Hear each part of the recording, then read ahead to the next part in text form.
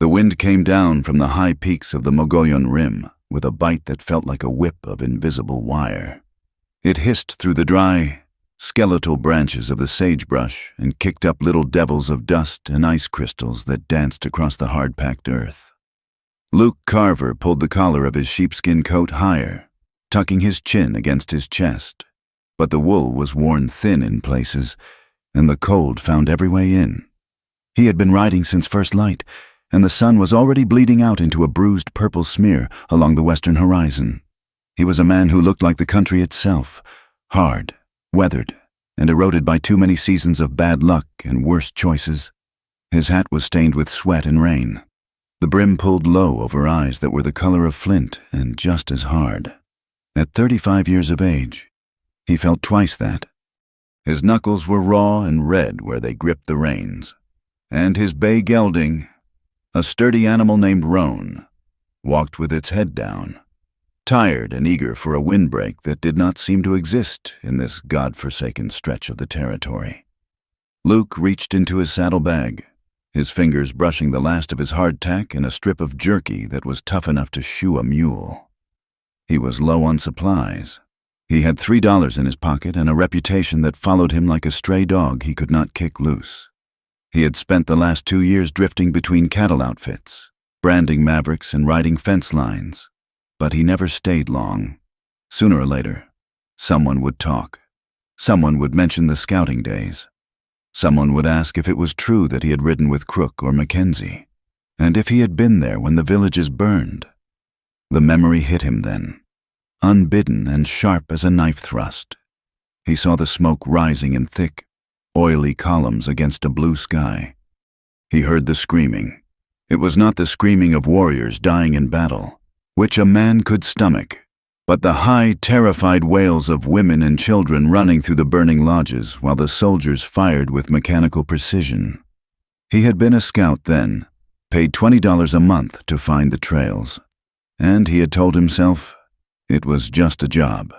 He had told himself he was keeping the peace, but the ghosts of those burning camps rode behind him now, darker than his shadow. He shook his head, physically trying to rattle the thought loose. He needed to focus on the trail. He was heading toward the mining camps near Silver City, hoping for work that did not require a man to have a clean conscience, just a strong back. The trail narrowed as it wound up into the foothills, the scrub brush giving way to ponderosa pines that cast long, blue shadows across the snow-dusted ground. The silence here was heavy, broken only by the crunch of hooves on frozen needles and the wind sighing in the upper branches.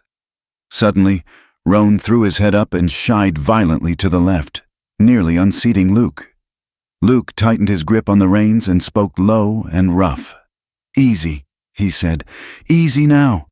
The horse danced sideways, ears pinned flat against his skull, nostrils flaring. Luke reached down and slid his Winchester from the scabbard, his thumb resting instinctively on the hammer. He scanned the tree line, his heart kicking a slow, heavy rhythm against his ribs. It might be a mountain lion, or perhaps a bear roused from its den. But then he heard it. It was a sound that made the hair on the back of his neck stand up. It was a guttural, agonized snarl, human but stripped of all reason by pain, followed by the distinct, metallic clank of heavy chain hitting stone. Luke held the rifle steady. His instinct, honed by years of surviving in a land that wanted him dead, screamed at him to turn Roan around and ride. Whatever was in those trees was trouble. If it was an animal, it was dangerous. If it was a man, it was likely worse. But the sound came again, a low groan that ended in a sharp intake of breath. Curiosity, or perhaps a lingering scrap of decency he thought he had lost years ago, made him nudge the horse forward. He guided Roan off the trail and into the dense shadow of the pines. 50 yards in, the trees opened up into a small clearing where a game trail crossed a dry creek bed. There, thrashing in the dirt, was a nightmare made flesh. A man lay on the ground, his leg clamped tight in the rusted, merciless jaws of a number 5 bear trap. He was massive, his shoulders broad and powerful under a buckskin shirt, his long black hair matted with sweat and pine needles. He was Apache. Luke pulled Roan up short. The warrior stopped thrashing the moment he saw the horseman.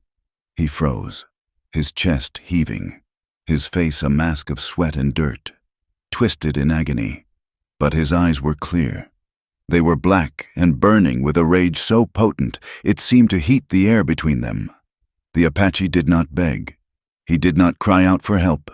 Instead, he reached down with a trembling hand to the sheath at his belt and drew a long, heavy knife. He rolled onto his side, putting himself between Luke and the trap, raising the blade in a shaking hand. He looked like a wolf that had been broken but was still ready to tear the throat out of anything that came close. Luke stared at him. The trap was chained to a heavy log, a cruel device set by fur trappers who did not care what they caught.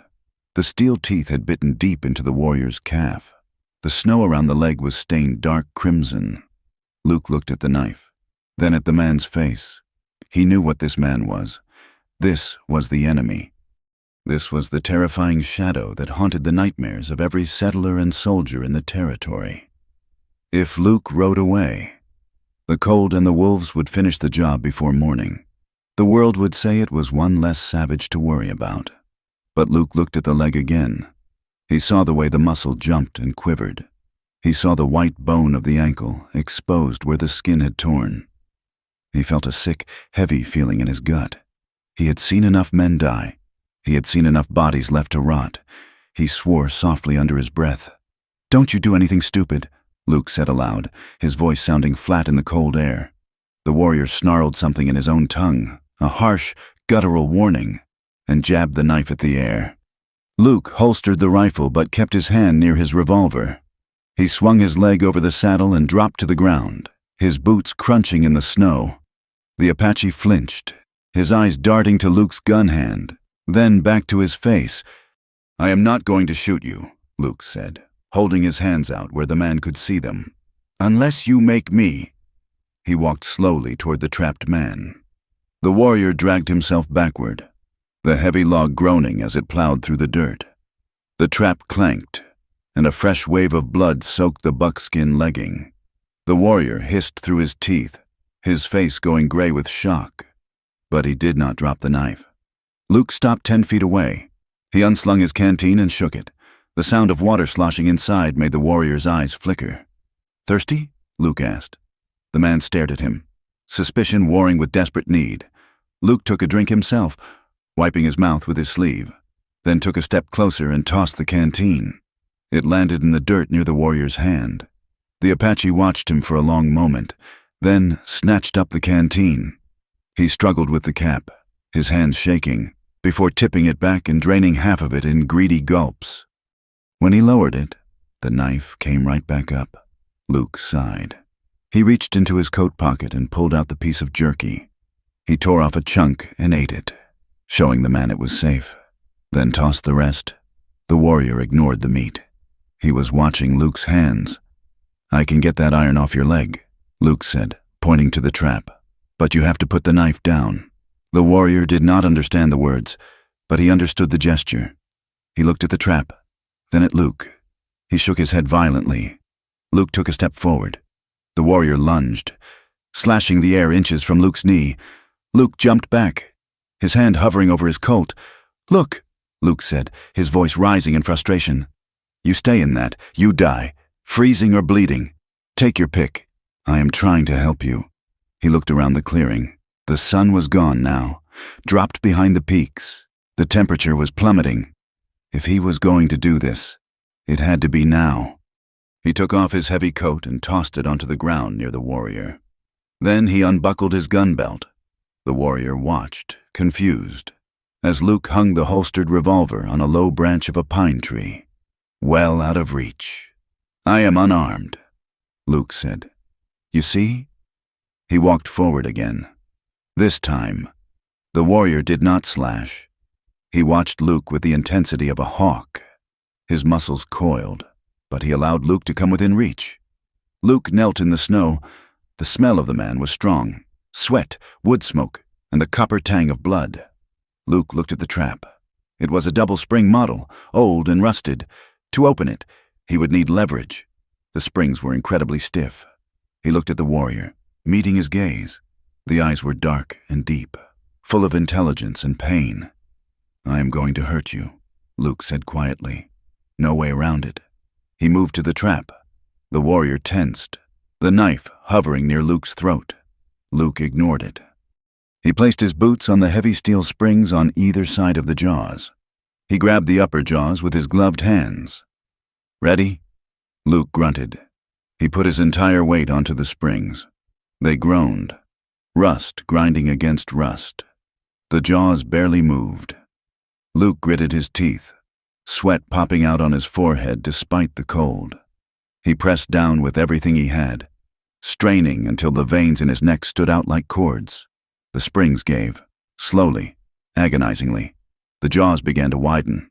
The warrior let out a low, keening sound as the teeth pulled back from his torn flesh. The blood began to flow faster. "Pull your leg out," Luke shouted, gasping for breath. The warrior understood. He dragged his leg free, leaving a ruin of shredded leather and flesh behind. Luke held the trap open for another second, then stepped off the springs. The jaws slammed shut with a crack that sounded like a gunshot, snapping a dry stick that had fallen across the pan. Luke collapsed back into the snow, breathing hard. The warrior had dropped the knife. He was clutching his leg, his head thrown back, his chest heaving. Luke didn't give him time to go into shock. He scrambled up and went to Roan, grabbing his saddle blanket and a spare shirt from his bags. He ripped the shirt into strips. He found 2 straight, sturdy branches on the ground and snapped them to length. He knelt beside the warrior again. The bleeding was bad. "Hold still," Luke commanded. He worked quickly, packing the wound with the cleanest cloth he had, binding it tight to stop the flow. The warrior watched him, his face pale, sweat freezing on his brow. He did not make a sound as Luke set the splint and tied it off with strips of the saddle blanket. When it was done, Luke sat back on his heels. His hands were covered in the man's blood. He wiped them on the snow. "You are a lucky son of a bitch," Luke said. The warrior looked at his leg, then at Luke. He reached out and touched Luke's arm. It was a brief, hesitant contact. He spoke a single word in Apache, his voice raspy. Luke didn't know the word, but the tone was enough. He stood up and looked at the sky. It was turning a deep, indigo blue. The first stars were appearing. "We can't stay here," Luke said. "You'll freeze before midnight." He looked at the warrior's size. The man was nearly 6.5 feet tall and built like a darker version of the mountains themselves.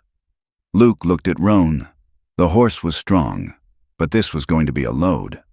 "Up," Luke said, panting as he bent down and hooked his arm under the warrior's shoulder.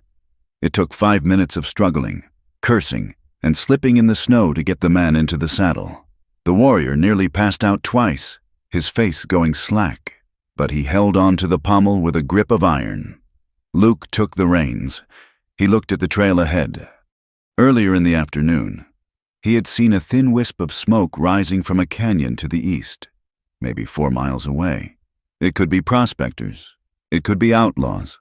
But given the feathers tied into this man's hair and the moccasins on his feet, it was likely his people. Luke knew that walking into an Apache camp was a good way to get killed. He knew it with every instinct he possessed. But he looked at the man slumping in his saddle, blood dripping slowly onto the snow. He couldn't just dump him under a tree. Hell of a way to die. "Carver," he muttered to himself. He started walking, leading the horse through the darkening woods.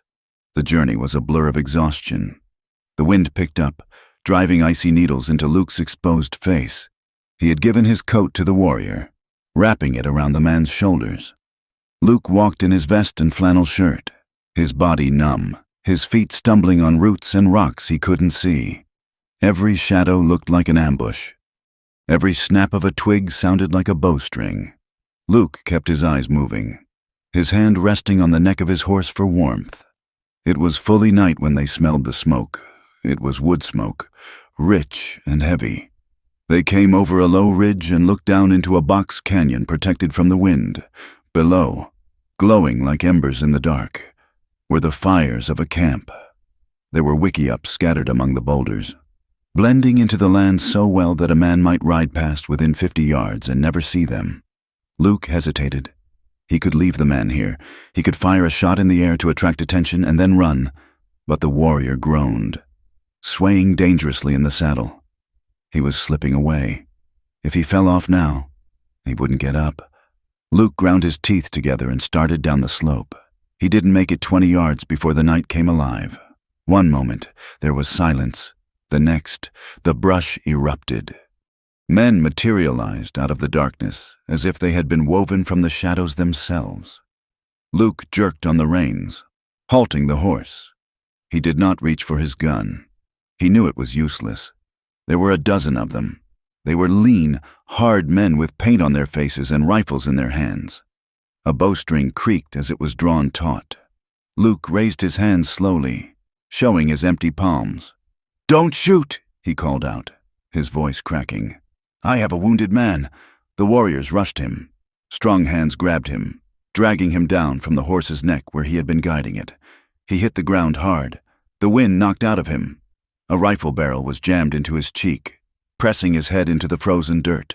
He heard shouts, the rapid-fire exchange of the Apache tongue. He heard the horse whinny as they pulled the massive warrior from the saddle. He waited for the knife. He waited for the bullet. "Hold!" The voice was not loud, but it cut through the chaos like a blade. It carried the weight of absolute authority. The pressure of the rifle barrel eased slightly. Luke turned his head, spitting dirt. An older man was walking through the circle of warriors. He wore a heavy buffalo robe, and his hair was gray, hanging in 2 long braids wrapped in red cloth. His face was a map of deep lines and scars, but his eyes were sharp, intelligent, and unyielding. This was a man who had seen everything under the sun and feared none of it. This was Nantan. Even Luke, who had only heard the name in whispered rumors around army campfires, recognized the bearing of the chief. Nantan looked at the warrior being supported by 3 men. He saw the splint. He saw the white man's coat draped over his shoulders. He saw the blood. "Taza," the chief said softly. The wounded warrior lifted his head weakly. He spoke a few words, breathless and pained, pointing a trembling hand at Luke. Nantan turned his gaze to Luke. He studied him for a long, uncomfortable minute. He looked at Luke's hands, which were raised and shaking slightly from the cold. He looked at the blood on Luke's shirt, blood that belonged to his son. "Let him up," Nantan ordered in broken English. The warriors stepped back, though their weapons remained leveled at Luke's chest. Luke scrambled to his feet, shivering violently now that the adrenaline was fading and the cold was taking hold. "Why?" Nantan asked. He stepped closer, smelling of sage and old leather. "Why does a white man bring an Apache warrior home? Why is he not scalped and left for the buzzards?" Luke wrapped his arms around himself, trying to stop his teeth from chattering. "Found him," Luke stammered. "Bear trap, up on the ridge. You freed him." Luke nodded. Couldn't leave him. Not like that." Nantan looked at the bandage on Taza's leg. He saw the torn strips of the white man's shirt. He looked back at Luke, his eyes narrowing. He saw the shabbiness of Luke's clothes, the hunger in the hollows of his cheeks, and the strange, haunted look in his eyes. "You are a fool," Nantan said, "or a brave man. It is hard to tell the difference." He gestured to his men. "Bring him to the fire. Take his weapons. If Taza dies, this man dies." Luke was marched into the center of the camp. They took his gun belt, his knife, and even the small pocket knife he kept in his vest. They pushed him down onto a buffalo robe near a large central fire. The heat hit him like a physical blow, painful on his frozen skin. He sat there, rubbing his hands together, watching as the camp reacted to the arrival. Women rushed out of the wickiups. A medicine man began shaking a rattle over Taza, who had been laid out on blankets near the fire. Luke felt eyes on him. He looked up. Standing across the fire was a young woman. She was tall, straight-backed, and wrapped in a blanket woven with geometric patterns of red and black. Her hair was loose, falling around her face like a dark curtain. Her face was striking, high cheekbones, a strong nose, and a mouth set in a grim line. But it was her eyes that pinned Luke to the spot. They were dark, shaped like almonds, and filled with a cold, pure hatred. She looked at him as if he were a disease that had walked into their sanctuary. She moved to Taza's side, pushing the men away, and began to inspect the wound herself. Her hands were gentle with her brother, but when she glanced back at Luke across the flames, her expression did not soften. She said something to Nantan, her voice sharp and accusatory. She pointed at Luke, then mimed a rifle. Luke understood enough. She recognized him, or she recognized his type. The drifter, the scout, the enemy. Nantan ignored her. He was watching the medicine man work. After a long time, the medicine man nodded and spoke to the chief. Taza would live. The leg was bad, but the bone was not shattered, and the bleeding had stopped. Nantan let out a breath he seemed to have been holding for hours. He turned to the fire and stared into the flames. The camp went quiet. The warriors, the women, the children, everyone watched the chief. Luke held his breath. He was alive, for now. He waited for them to tell him to go. He would take his horse and ride until the horse dropped. Nantan turned to Luke. "You gave him water?" Nantan asked. "Yes," Luke said. "You gave him your coat." It was cold. "You carried him?" Luke nodded. Nantan stepped around the fire. He stood over Luke, looking down. "My son is the future of this tribe," Nantan said. "His life is the life of the people. You saved him when his own brother would have left him for fear of the spirits of the dead." Luke didn't know what to say. "I did what I had to." Nantan nodded slowly. "A debt is owed. A debt of life. It cannot be paid with horses. It cannot be paid with silver coins that the white man loves." He paused, looking at his daughter. She was standing up now, wiping blood from her hands. She looked at her father, her brow furrowing in confusion. Nantan raised his voice so the whole camp could hear. "The blood of this white man has mixed with the blood of my son on the bandages. He has bound himself to us, to balance the scales. He must become of us." Luke blinked. "What?" Nantan pointed a gnarled finger at the woman. "You will take my daughter, Ayana, as your wife. You will become my son by law. This is how the debt is paid." The silence that followed was absolute. Then, the camp erupted. Ayana looked as if she had been slapped. She stepped forward, her voice rising in a shriek of disbelief.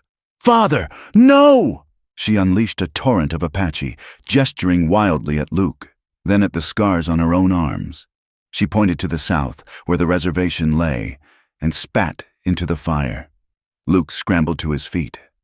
"Now hold on a minute," he said, his voice rising in panic. "I didn't ask for anything. I don't want a reward. I just want my horse and I'll be gone." Nantan turned on him, his face hard as granite. "It is not a reward, white man." Nantan growled. "It is a bond. If you are family, you will not lead the soldiers to us. If you are family, you will fight for us. If you are family, my daughter's life is your life." "But I'm a drifter," Luke argued, backing away until he bumped into a warrior who shoved him back toward the fire. "I ain't husband material for anyone, let alone—" He looked at Ayana. She was shaking with rage. She turned to Luke, her eyes brimming with tears of fury. "I will not lie with a white dog." She hissed in perfect, accented English. "I would rather die." "Then you defy your chief?" Nantan asked softly. Ayana froze. She looked at her father, betrayal written on every line of her face. "You trade me like a horse," she whispered, "just like them. You are no better than the soldiers." Nantan's expression was pained, but he did not waver. "I secure your future. A lone woman has no protection in this world. A woman with a white husband. Perhaps she survives when the end comes." He waved his hand, dismissing the argument. "It is done." Ayana let out a sound of pure frustration. She glared at Luke with such venom that he actually took a step back. "Do not think this makes you safe," she said, her voice trembling. "You sleep with one eye open. Cowboy." She turned and stormed off into the darkness, vanishing into one of the wiki-ups. Luke stood there, stunned. He looked at Nantan. "You can't do this," Luke said. Nantan sat down by the fire and wrapped his robe around him. "Sit," the chief commanded. "Eat. You have a long winter ahead of you, son." Luke looked at the warriors surrounding him. He looked at the vast, empty darkness beyond the firelight. He sank down onto the buffalo robe, the heat of the fire doing nothing to thaw the ice in his stomach. He watched the sparks drift up toward the stars. He had ridden out that morning a free man, a nobody. Now he was a prisoner, a savior, and a husband to a woman who wanted to kill him. He looked toward the tent where Ayanna had disappeared. The flap was closed tight. Luke Carver rested his head in his hands and listened to the wind howling through the canyon, knowing that he had just walked into the biggest trap of all. Dawn broke over the high desert with a silence that felt brittle enough to snap. The light did not arrive all at once, but crept down the faces of the distant ridges, turning the gray stone to a bruised purple and then to a brilliant, glowing pink. In the valley floor where the camp lay hidden, the air was still heavy with the night's freeze. Frost coated the dry yellow grass like a dusting of diamond dust, crunching softly under the paws of camp dogs that trotted between the brush huts with their heads low. Luke Carver woke with a gasp. The cold already settled deep in his bones. He was sitting on the ground with his back against the rough bark of a pinyon pine, his wrists bound loosely with rawhide thongs. He was not tied to the tree, a small mercy that allowed him to shift his position, but a guard sat only 10 feet away, wrapped in a blanket, a rifle resting across his knees. Luke flexed his stiff fingers, watching his breath plume in the icy air. He felt like a man who had walked out of one life and fallen into a dream that might turn into a nightmare at any moment. He was alive. That was the only fact he could hold on to. As the sun crested the peaks, the camp began to stir. It was a transformation that fascinated Luke despite his fear. One moment, the wickiups, low, dome-shaped structures covered in brush and hides, looked like mounds of earth. The next, they were hives of activity. Women emerged, their breath steaming, moving with efficient purpose to stoke the embers of the cooking fires. Thin columns of blue wood smoke rose straight up into the cold sky, blending with the smell of pine resin and sage. He watched children, some no older than 4 or 5, run toward the creek to break the thin ice and fetch water in woven jugs sealed with pitch. They laughed and shoved each other, their voices bright and clear, indifferent to the fact that a white stranger watched them from the edge of their world. Warriors moved among the horses, checking hooves and rubbing down flanks. It was a scene of domestic normalcy that hit Luke with a pang of guilt. He was an intruder here. He was a representative of the very force that threatened to extinguish this morning ritual forever. He saw the way the women glanced at him, not with fear, but with a hardened wariness. To them, he was not a guest. He was a problem that had not yet been solved. The guard grunted and stood, gesturing for Luke to rise. Luke pushed himself up, his knees popping. He was led not to the edge of the camp where he might be executed, but back toward the central fire where Nantan sat on a buffalo robe, drinking something steaming from a clay cup. The chief looked different in the daylight. The firelight had made him look like a spirit. The sun revealed a man of flesh and blood, with deep creases around his eyes and hands that showed the gnarled swelling of age and hard work. "Sit," Nantan said, pointing to a spot on the hard earth across from him. Luke sat. A woman placed a wooden bowl in his hands. It contained a thin corn mush, hot and flavorless, but Luke ate it gratefully. The warmth spread through his chest, loosening the knot of tension just a fraction. "You slept?" Nantan asked. His voice was calm, conversational, as if they were 2 ranchers discussing the price of beef. "Enough," Luke replied, wiping his mouth with his sleeve. Nantan nodded. He looked at the surrounding hills, his eyes scanning the horizon instinctively. Last night, there was much anger. The chief said, "You must understand, to the Apache, a life saved is a heavy thing. It unbalances the world. If Taza had died, his spirit would be gone. But he lives because of your hands. That life now belongs to you and yours to us. It is a circle. You cannot step out of it just because you do not like the shape." Luke set the bowl down. "I understand debts. Nantan, I have paid plenty in my time. But marriage? To a woman who looks at me like she wants to cut my throat? That doesn't bridge any gap. That just digs a deeper ditch. Nantan smiled, a faint, dry expression that didn't quite reach his eyes. Ayana has a heart like a thunderstorm. It is loud and dangerous, but it brings rain to the dry earth. She hates because she has loved and lost. To bind you to her is to force her to see that not all white men are devils, and it forces you to see that we are not animals. A shadow fell over them. Luke looked up to see Ayana standing there.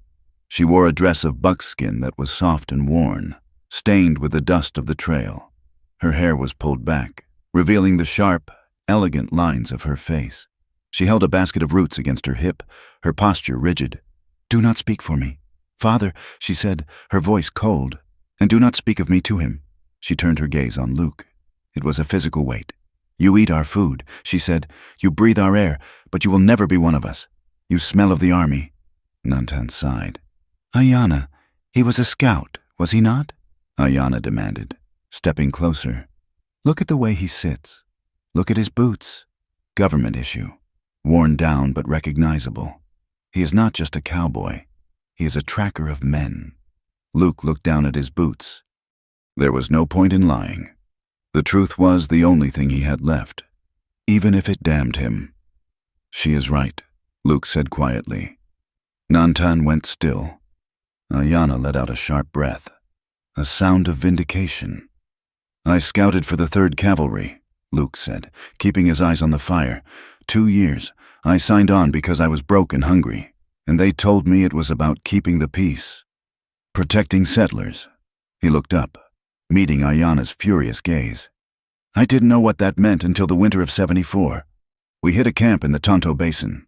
They weren't a war party. They were starving. Old men, women." Luke's voice dropped, rough with the gravel of memory. "I saw what the Gatling guns did. I saw what the soldiers did after the shooting stopped. The laughter, the trophies. I realized then that I wasn't keeping the peace. I was helping to wipe a people off the earth." "And so you ran?"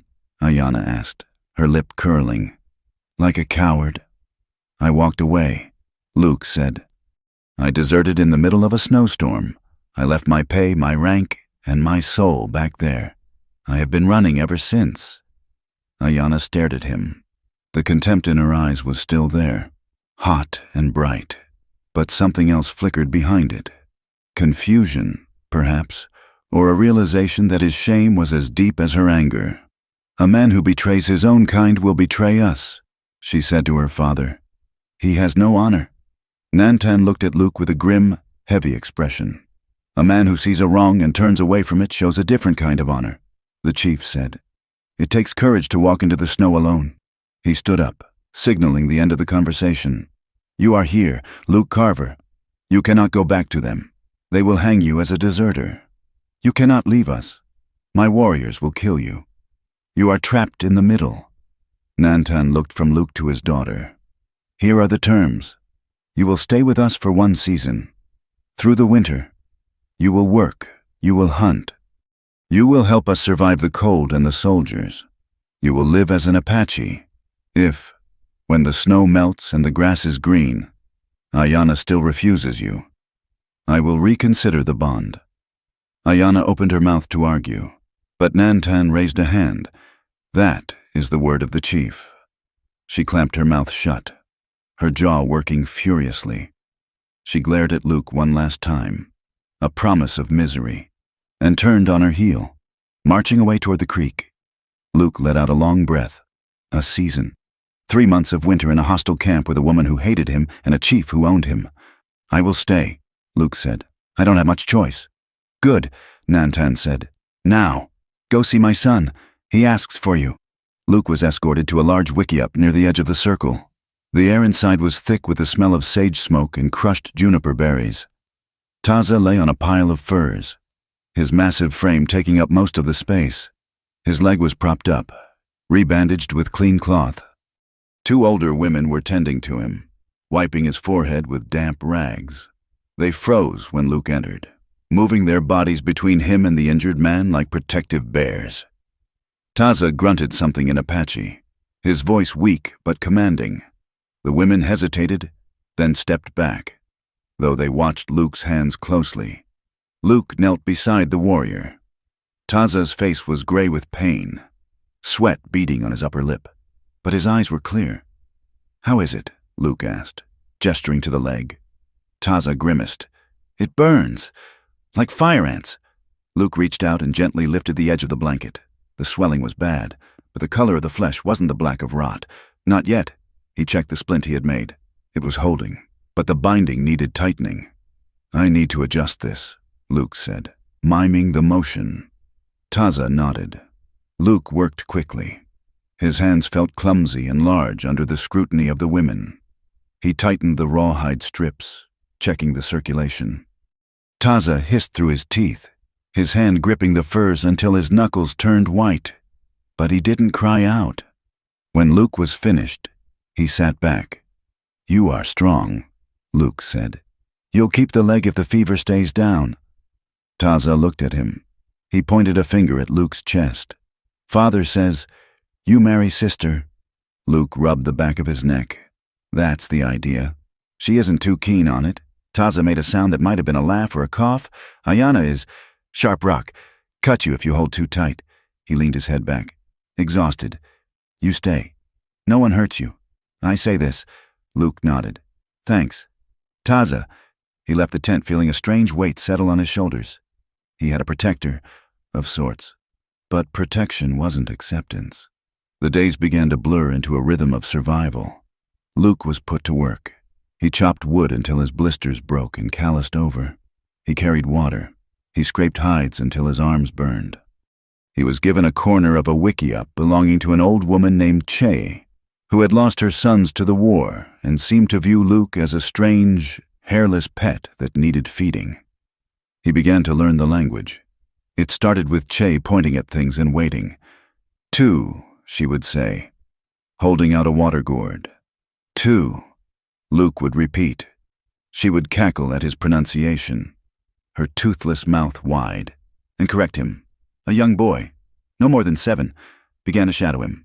He was shy, hiding behind bushes, but eventually curiosity won out. He would point to a horse and whisper, "Loon, loon," Luke would say. The boy would giggle and cover his mouth. "Lil-Lee," he would correct. "Lil-Lee," Luke would smile.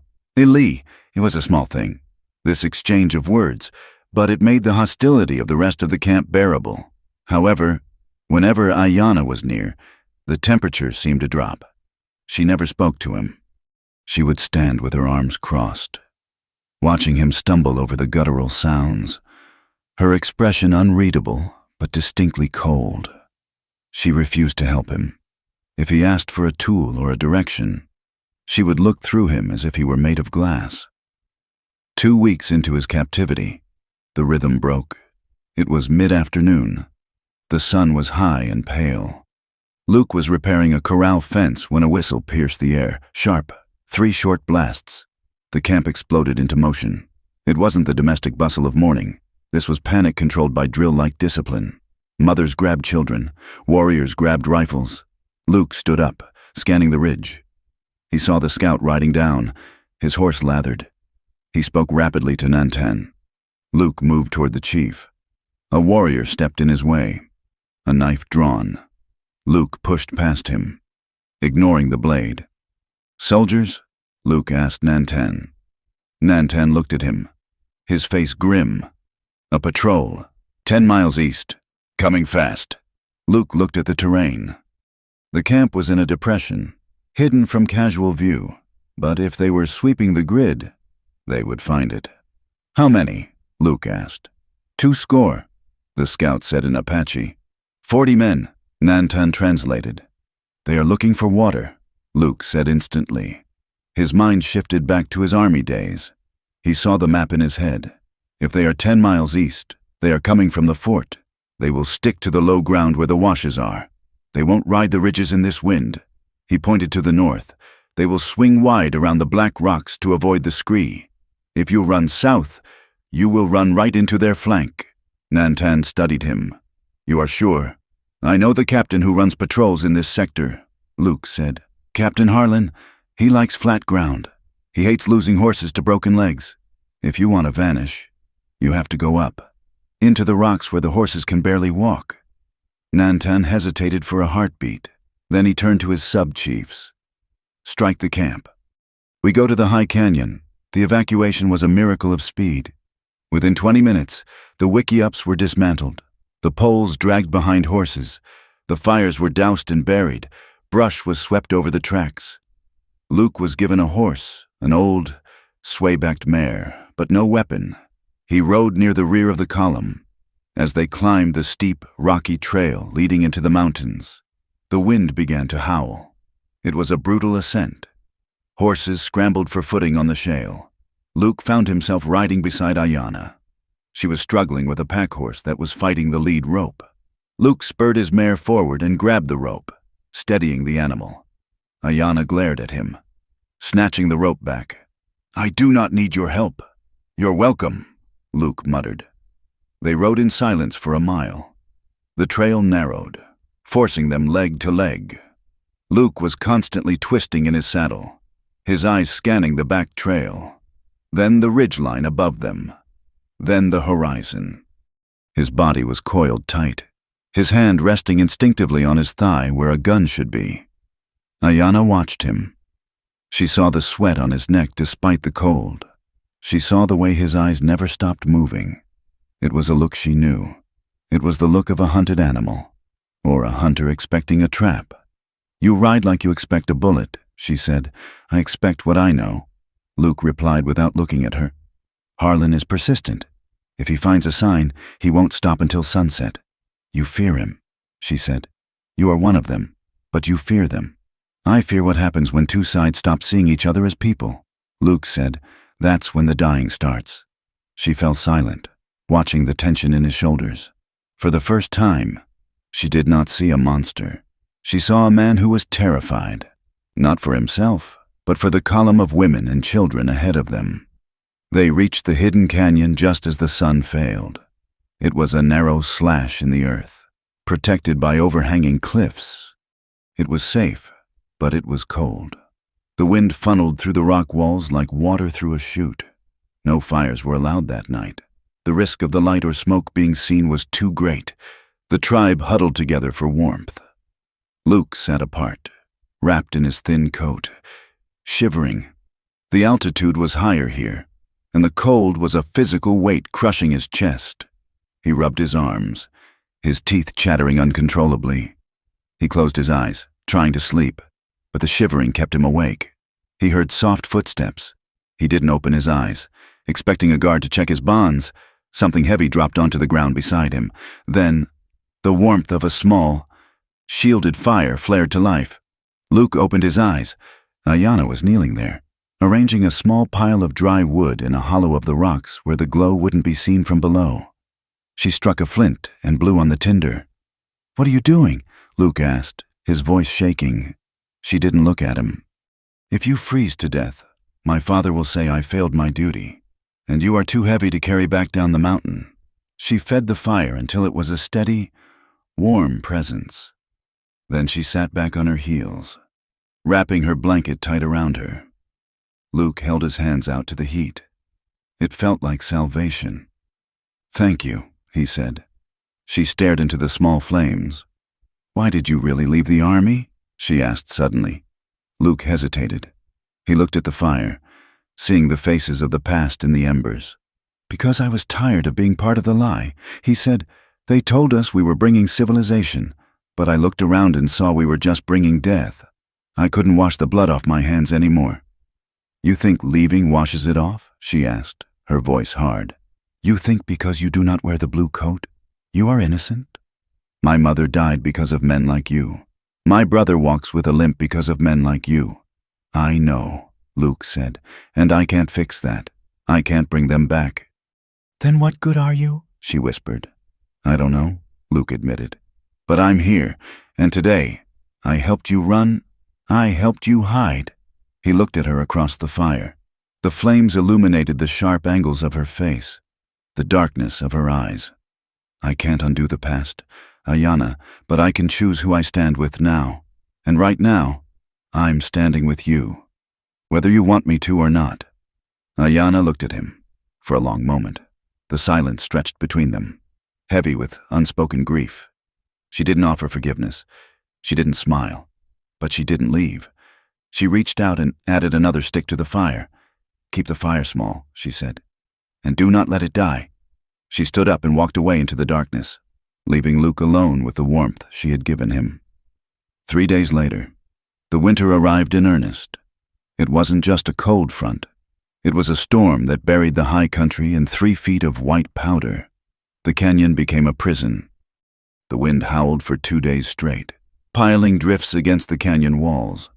When the sky finally cleared, the world was blindingly white and deadly silent. The food stores, already low from the hasty retreat, began to run out. The dried meat was gone. The corn was running low. Hunger settled over the camp. It was a dull, gnawing ache in the belly. Luke saw it in the eyes of the children, who stopped playing and sat listlessly by the fires. A council was held. The hunters had to go out. It was dangerous, the snow was deep, and the animals would be yarded up in the dense timber, hard to reach. Luke stood up from his place at the edge of the circle. "I'll go," he said. Nantan looked at him. "You have no snowshoes. You have no weapon. I can make snowshoes," Luke said. "Willow branches and rawhide, and I can track Taza," who was leaning on a crutch, his legs stiff but healing. "Spoke up. He has good eyes. Father, I will take him." "You cannot walk the deep snow, Taza," Nantan argued. "I can ride to the lower ridge," Taza said. "The white man will flush the game. We will shoot." Nantan hesitated, then nodded. "Take 3 others. Bring meat, or we do not survive the moon." The hunting party set out at dawn. It was brutal work. The snowshoes Luke had fashioned kept him on top of the crust, but his legs burned with every step. The cold was intense, freezing the moisture in his nose. They found nothing for hours. The land seemed empty, stripped of life. Then Luke saw it, a disturbance in the snow near a stand of aspens. He knelt, touching the broken crust. Elk, a small herd, moving heavily. He signaled to Taza, who sat on his horse 100 yards back, rifle ready. Luke moved forward, quiet as a ghost. He tracked them for a mile, the signs getting fresher. He could smell the musk of the animals now. He came over a rise and saw them. 5 elk, trapped in a pocket of deep snow against a cliff face. A large bull, 3 cows, and a yearling. Luke signaled the warriors. They moved into position. Gunshots cracked the silence. 2 cows went down instantly. The bull panicked. It turned, thrashing through the drifts, its eyes rolling in terror. It charged directly toward a young warrior named Che, who had missed his shot and was fumbling to reload. The snow was too deep for Che to run. The bull, 700 pounds of muscle and antler, lowered its head to crush him. Luke didn't think. He didn't have a gun. He had a knife at his belt, one Taza had returned to him for the hunt. He lunged. He threw himself off the small ridge, tackling the snowbank in front of the bull. He shouted, waving his arms. A frantic, human explosion of noise. The bull swerved. It was a fraction of a second, but it was enough. The antlers missed Che by inches, catching the fabric of his shirt, but not the flesh. The bull stumbled, off balance in the deep powder. A single shot rang out. The bull collapsed, sliding to a halt 5 feet from Luke. Taza lowered his smoking rifle. Silence returned to the valley, ringing in Luke's ears. Che stared at Luke, his face pale. He looked from the dead bull to the white man who had jumped in front of it. Luke pulled himself out of the snow, brushing the powder from his coat. He was shaking, the adrenaline crash hitting him hard. "You are crazy." "White man," Taza called out, a grin splitting his face. Luke managed a weak smile. "I prefer distraction." They butchered the animals where they fell, quartering the meat to carry it back. It was a bloody, messy business. But to Luke, the smell of raw meat was the smell of life. They returned to the camp at dusk, the horses laden with meat. A cry of joy went up from the people. Luke spent the evening by the fire, helping to skin the bull elk. His hands were raw and red from the cold and the blood, his knife moving with practiced, rhythmic strokes. He was exhausted, every muscle screaming. but he felt a strange sense of satisfaction. He had provided. He had earned his keep. He felt a pair of eyes on him. He looked up. Ayanna was standing a few feet away. She wasn't looking at the meat. She was looking at him. She watched the way his hands moved, sure and steady despite the cold. She saw the blood on his clothes, the exhaustion in the slump of his shoulders. She had heard the story from Che. She knew he had thrown himself in front of the bull. She remembered his words by the fire. "I choose who I stand with now." For the first time, the wall of hatred she had built brick by brick around her heart felt a tremor. It wasn't gone. It wasn't even crumbling yet. But there was a crack, a hairline fracture where the light was getting in. She saw a man who was freezing, starving, and working himself to the bone for people who despised him. She stepped forward, holding a small gourd of warm tallow and herbs, salve for chapped hands. She placed it on the rock beside him. She didn't speak, she didn't smile. She simply set it down and walked away. Luke watched her go. He reached out and touched the gourd. It was warm. He looked up at the stars, bright and hard above the canyon walls. And for the first time in years, the darkness didn't feel quite so absolute. The winter finally broke, not with a sudden snap, but with a slow, agonizing surrender to the sun. The high country, which had been a white tomb for 3 months, began to weep. Snow receded from the south-facing slopes, leaving behind patches of earth that were black and rich with moisture. The silence of the deep freeze was replaced by the constant, musical drip of melting ice and the roar of the creeks swelling with runoff. The tribe moved with the season. They struck the winter camp in the box canyon, leaving behind the piles of ash and the memories of the starvation months, and headed for the high meadows. The journey was a slog through mud that was thick as molasses, sucking at the hooves of the ponies and the moccasins of the walkers.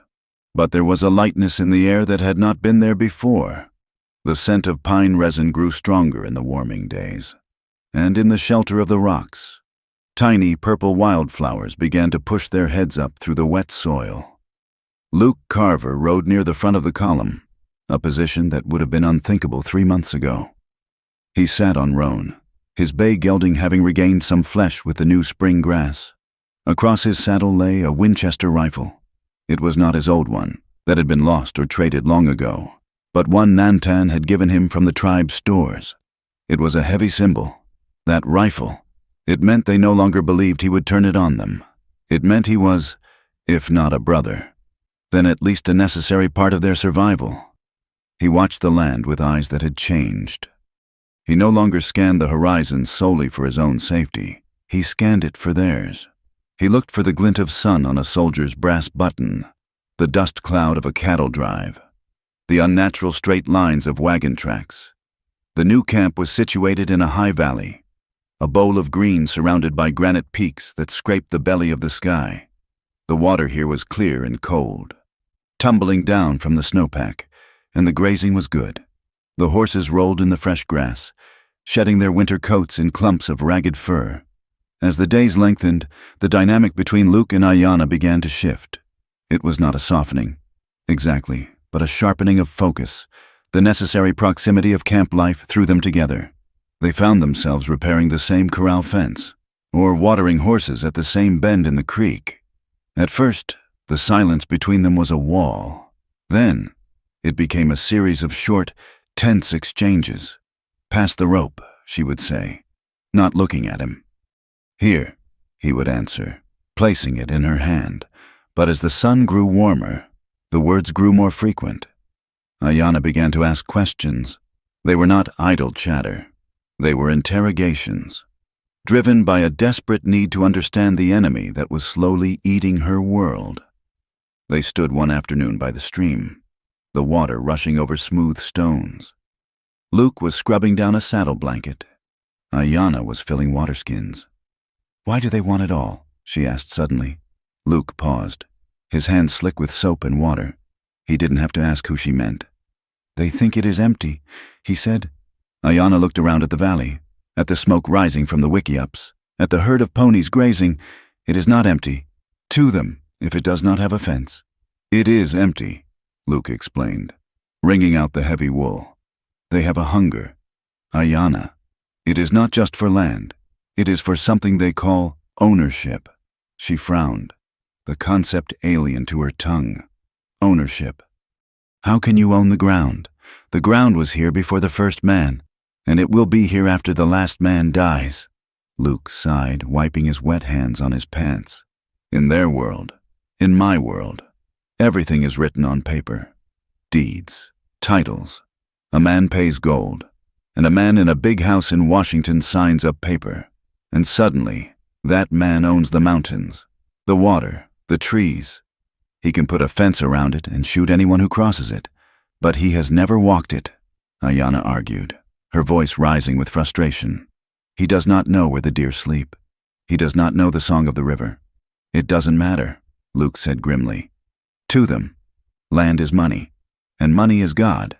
He told her about the towns that were springing up like weeds along the railroad tracks. He described the saloons with their piano music and cheap whiskey, the churches with their steeples pointing at a heaven they ignored on earth, and the banks where men in suits traded lives for numbers in a ledger. He told her about the prejudice that ran through those streets like an open sewer. He told her that to those men, an Apache was not a person with a history and a family, but a varmint, an obstacle to progress that needed to be cleared away like a stump in a field. Ayana listened, her face pale. She set the water skin down and looked at the water. My mother died because of that paper, she said quietly. Luke went still. It was the first time she had spoken of her loss without anger, only with a deep, crushing sorrow. It was the smallpox. She continued, her voice devoid of inflection. It came with the blankets the soldiers gave us at the agency. They said it was a gift, a peace offering. My mother wrapped my little sister in one. They were both gone within a week. She looked up at Luke, her eyes dry but burning. My brother, the one before Taza. He tried to take a horse back from a rancher who had built a house on our summer hunting grounds. The rancher shot him in the back. The rancher said my brother was a thief. But how can you steal from a thief? Luke felt the weight of her grief like a stone on his chest. He wanted to reach out to her, to offer some comfort, but the distance between them felt like a canyon filled with ghosts. I am sorry, he said, the words feeling inadequate and small. Sorry does not bring them back, she said. She picked up the heavy water skin and swung it onto her shoulder. She looked at him, and for a moment, the hatred was gone, replaced by a terrible, weary understanding. You are a white man, Luke Carver, but you have the eyes of someone who has lost things too. She turned and walked back toward the camp, leaving him standing by the rushing water. The sound of the creek, unable to drown out the echo of her pain. The fragile peace of the valley was shattered a week later. It was late afternoon. The sun was dipping toward the western peaks, casting long, golden shadows across the grass. Luke was near the entrance of the valley, checking the snares he had set for rabbits. He was alone, a mile from the main camp. He heard the sound of hooves before he saw them. It was a heavy, clumsy sound, not the rhythmic gait of Apache riders. He moved quickly, scrambling up a rocky outcrop to get a view of the trail below. 5 riders were coming up the draw. They were white men, dusty and trail-worn. They rode with the loose, swaying posture of men who had been drinking from a jug since breakfast. They were laughing, their voices loud and jarring in the quiet air. Luke recognized the type instantly. Drifters, hands from some outfit looking for strays, or maybe just trouble. If they crested the rise, they would see the smoke of the Apache camp.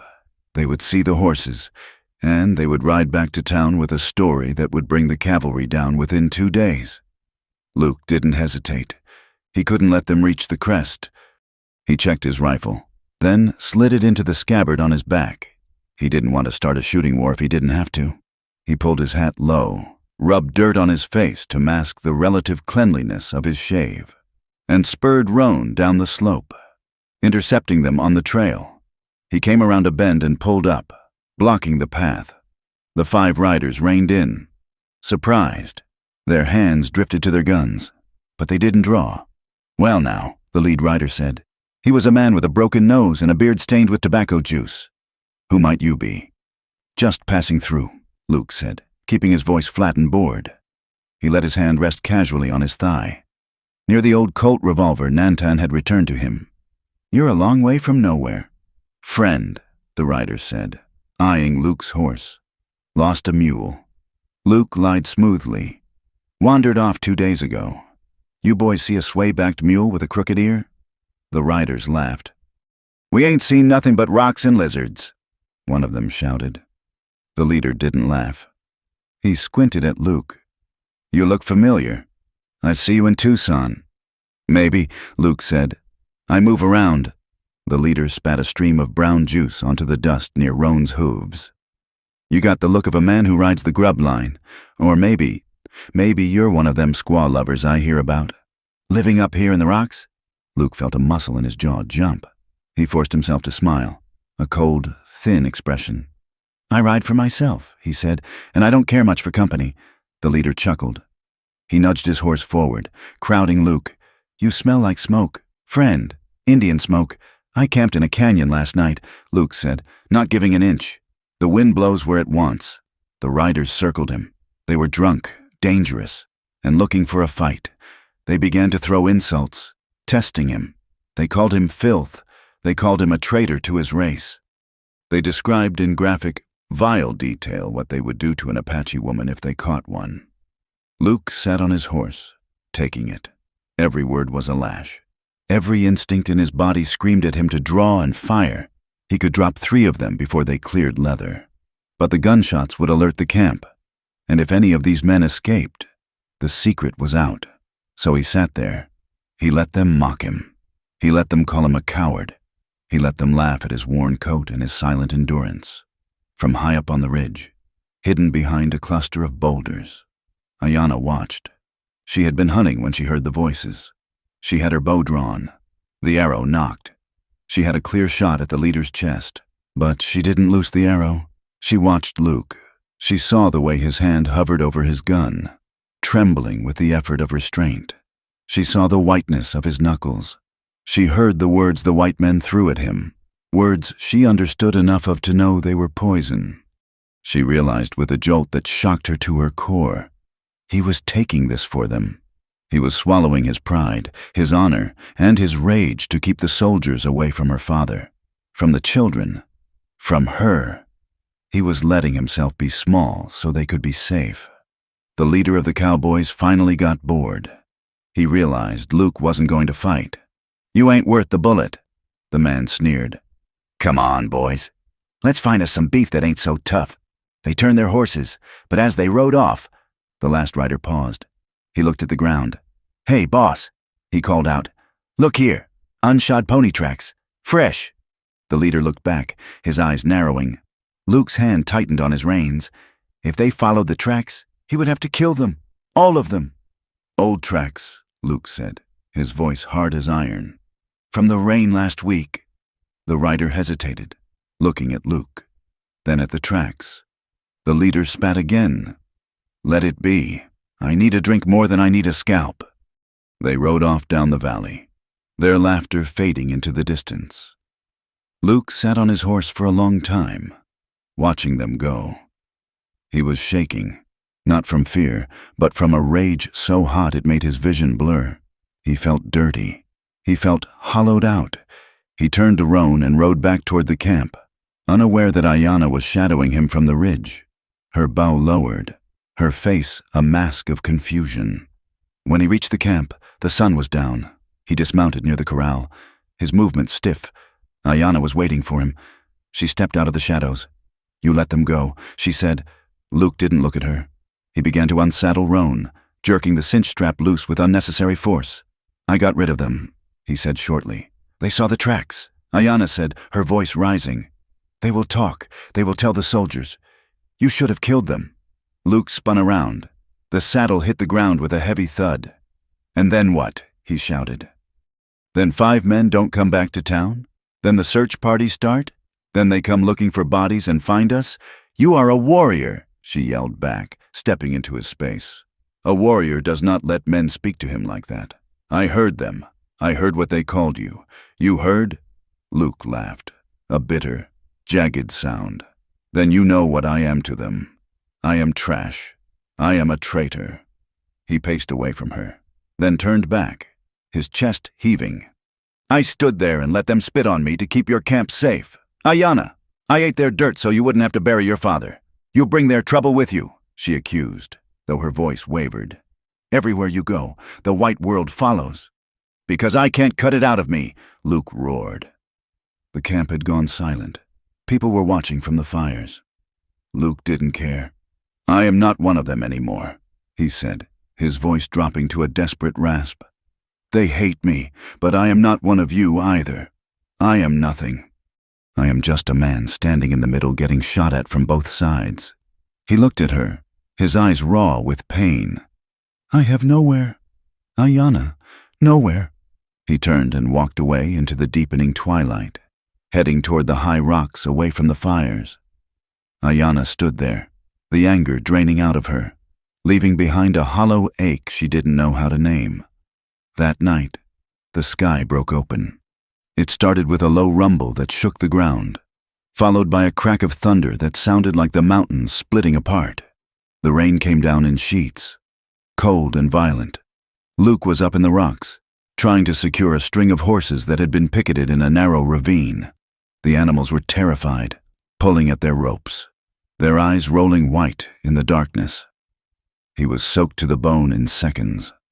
The temperature plummeted. He slipped on the wet stone, barking his shin, cursing into the wind. He struggled with a frightened mare, trying to calm her as lightning flashed, illuminating the world in stark, blue-white strobe lights. "Need help." He turned. Ayanna was there. She had thrown a heavy wool blanket over her head, but it was already soaked. She grabbed the mare's lead rope, her hands sure and strong. Together, they wrestled the horses into a semblance of order, tying them securely to the scrub oaks. The rain intensified, turning into hail that stung like buckshot. "Here!" Ayanna yelled over the roar of the storm. She grabbed Luke's sleeve and pulled him toward a dark slash in the cliff face. It was a shallow overhang, barely deep enough for 2 people, but it was dry. They scrambled inside, collapsing against the back wall of rock. The space was tiny. They were forced to sit shoulder to shoulder, their knees touching. Outside, the world was a chaotic fury of water and noise. Inside, the air was cold and damp, smelling of wet stone and ozone. Luke shivered violently. His shirt was plastered to his skin. Ayanna wasn't much better off. Her buckskin dress was soaked, clinging to her frame. She opened the heavy blanket she had brought and threw half of it over him. "Share warmth," she said, her teeth chattering, "or we die." Luke didn't argue. He pulled the blanket tight around them. They sat huddled together, creating a small pocket of heat in the freezing night. Luke could feel the trembling of her body against his. He could smell the scent of rain and wood smoke in her hair. He felt a sudden, overwhelming awareness of her, not as a symbol, not as a duty, but as a woman. He turned his head. In the dim light, he saw she was looking at him. Her eyes were wide, dark pools reflecting the lightning flashes. "Why did you come up here?" he asked softly. I checked the horses," she stammered. "Liar," Luke whispered. She looked down at her hands. "You were right," she said, her voice barely audible over the rain. "You are not nothing. You." Luke watched her profile. The anger of the afternoon had burned itself out, leaving something raw and exposed. "When I look at you," Luke said, the words tumbling out before he could check them, "I don't see an enemy. I haven't for a long time." Ayanna went still. "What do you see?" Luke swallowed hard. "I see a woman who scares the hell out of me." "Why?" she asked, looking up at him. "Because I want you," he said, "more than I should, more than is safe." Ayanna's breath hitched. She didn't pull away. "I want to trust you," she whispered, "but I am afraid." "Of what? Of betraying them?" she said, gesturing to the camp below. "Every story I know ends with the white man taking what he wants and leaving ash behind. If I let you in, if I let myself want this, and you leave, I'm not going anywhere," Luke said. He shifted his hand under the blanket. his fingers brushing hers. Her skin was cold, but her palm was warm. She didn't withdraw. She turned her hand over, interlacing her fingers with his. The grip was tight, desperate. The air between them seemed to charge with electricity, mirroring the storm outside. The physical contact was a shock, grounding and terrifying all at once. Ayanna looked at his mouth. Then she looked into his eyes. She was trembling, not from the cold now. Luke leaned in slowly. He gave her every second to stop him. He gave her a dozen chances to turn away. She didn't. She lifted her chin, her eyes closing. When their lips met, it wasn't smooth. It was a collision. It was hesitant, clumsy, with cold lips and chattering teeth. But then the heat took over. Ayanna made a small sound in her throat and gripped the front of his wet shirt, pulling him closer. Luke wrapped his arm around her, holding her as if the wind might snatch her away. The kiss deepened, becoming fierce and hungry. It was the release of months of fear, anger, and proximity. It was a claiming. For a minute, the storm didn't exist. There was only the taste of rain on her skin, the roughness of his unshaven cheek, the desperate, beating life of two people finding sanctuary in each other. Then, Ayanna gasped and pulled back. She pressed her hands against his chest, pushing him away gently but firmly. Her chest was heaving. Her eyes were wide with shock. "No," she whispered. Luke froze. He didn't try to pull her back. "I'm sorry. I shouldn't have." "No," she said again, shaking her head. "Not like this. Not in secret." She took a ragged breath, wiping her mouth with the back of her hand. "I will not be a stolen thing. Luke, I will not be a woman you take in the dark and hide in the daylight. If we are to be—" She couldn't finish the sentence. "I understand," Luke said, his voice rough. "It cannot happen again," she said, her voice gaining strength. "Not until my father sees, not until the danger is past. Not until you can stand before the tribe and say it without shame." Luke nodded. He felt a dull ache in his chest, a mixture of rejection and profound respect. "I can wait," he said. Ayanna looked at him, her gaze softening. She reached out and touched his cheek, her thumb tracing the line of his jaw. "Do not make me wait too long. Cowboy," she whispered. They sat the rest of the night in silence, huddled under the blanket, listening to the rain slow and stop. They did not kiss again, but their hands remained clasped, an anchor in the dark. The morning brought a gray, washed-out light and a visitor, a traitor. A man known to the Apache as a fair dealer in a land of cheats, rode into the valley leading a pack mule. He was a Mexican man named Chavez, old and wrinkled like a dried apple. Nantan welcomed him. They sat by the fire, smoking. Luke stood nearby, translating when the dialects grew too thick. Chavez brought tobacco and sugar, but he also brought news that made the blood run cold. "There is a man," Chavez said, "speaking in Spanish, a patron, Silas Morgan." Luke stiffened at the name. He knew it. Morgan was a cattle baron from Texas who had moved west with enough money to buy the law and enough hired guns to enforce it. "He is buying the politicians," Chavez said. "He wants the valley. Not this one, but the lower ones, the winter grounds. He has told the army that the Apache are raiding his stock. He is demanding they clear the territory." Luke looked at Nantan. "The men I saw yesterday," Luke said, his voice grim. "They weren't drifters. They were scouts for Morgan. They were checking the perimeter." Nantan's face was a mask of stone. "And the army?" Chavez shrugged. "Captain Harlan is a man who likes gold more than peace. Morgan has promised a railroad spur. That means money for everyone, except you." When Chavez left, the mood in the camp was darker than the storm clouds. A council was called. Nantan, Taza, the sub-chiefs, and Luke sat in a circle. Ayanna sat just outside the ring, listening. "We must run," one elder said, "into the deep mountains of Mexico." "We will starve there," Taza argued, slapping his bad leg. "And the Mexicans will hunt us too. We should fight, make them bleed for every inch. They have Gatling guns."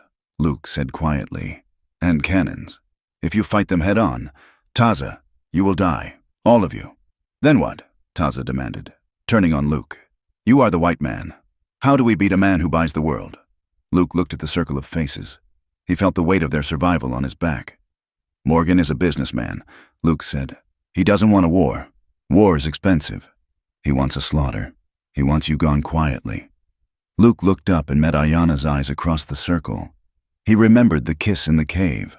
He remembered the promise he had made. We don't run, Luke said, and we don't attack. Not yet. We prepare. If Morgan wants this land, we make it too expensive for him to take. Nantan watched Luke closely. You speak as if you are leading this war. Luke Carver. Luke looked at the chief. I am not leading it, Nantan, but I know how they think.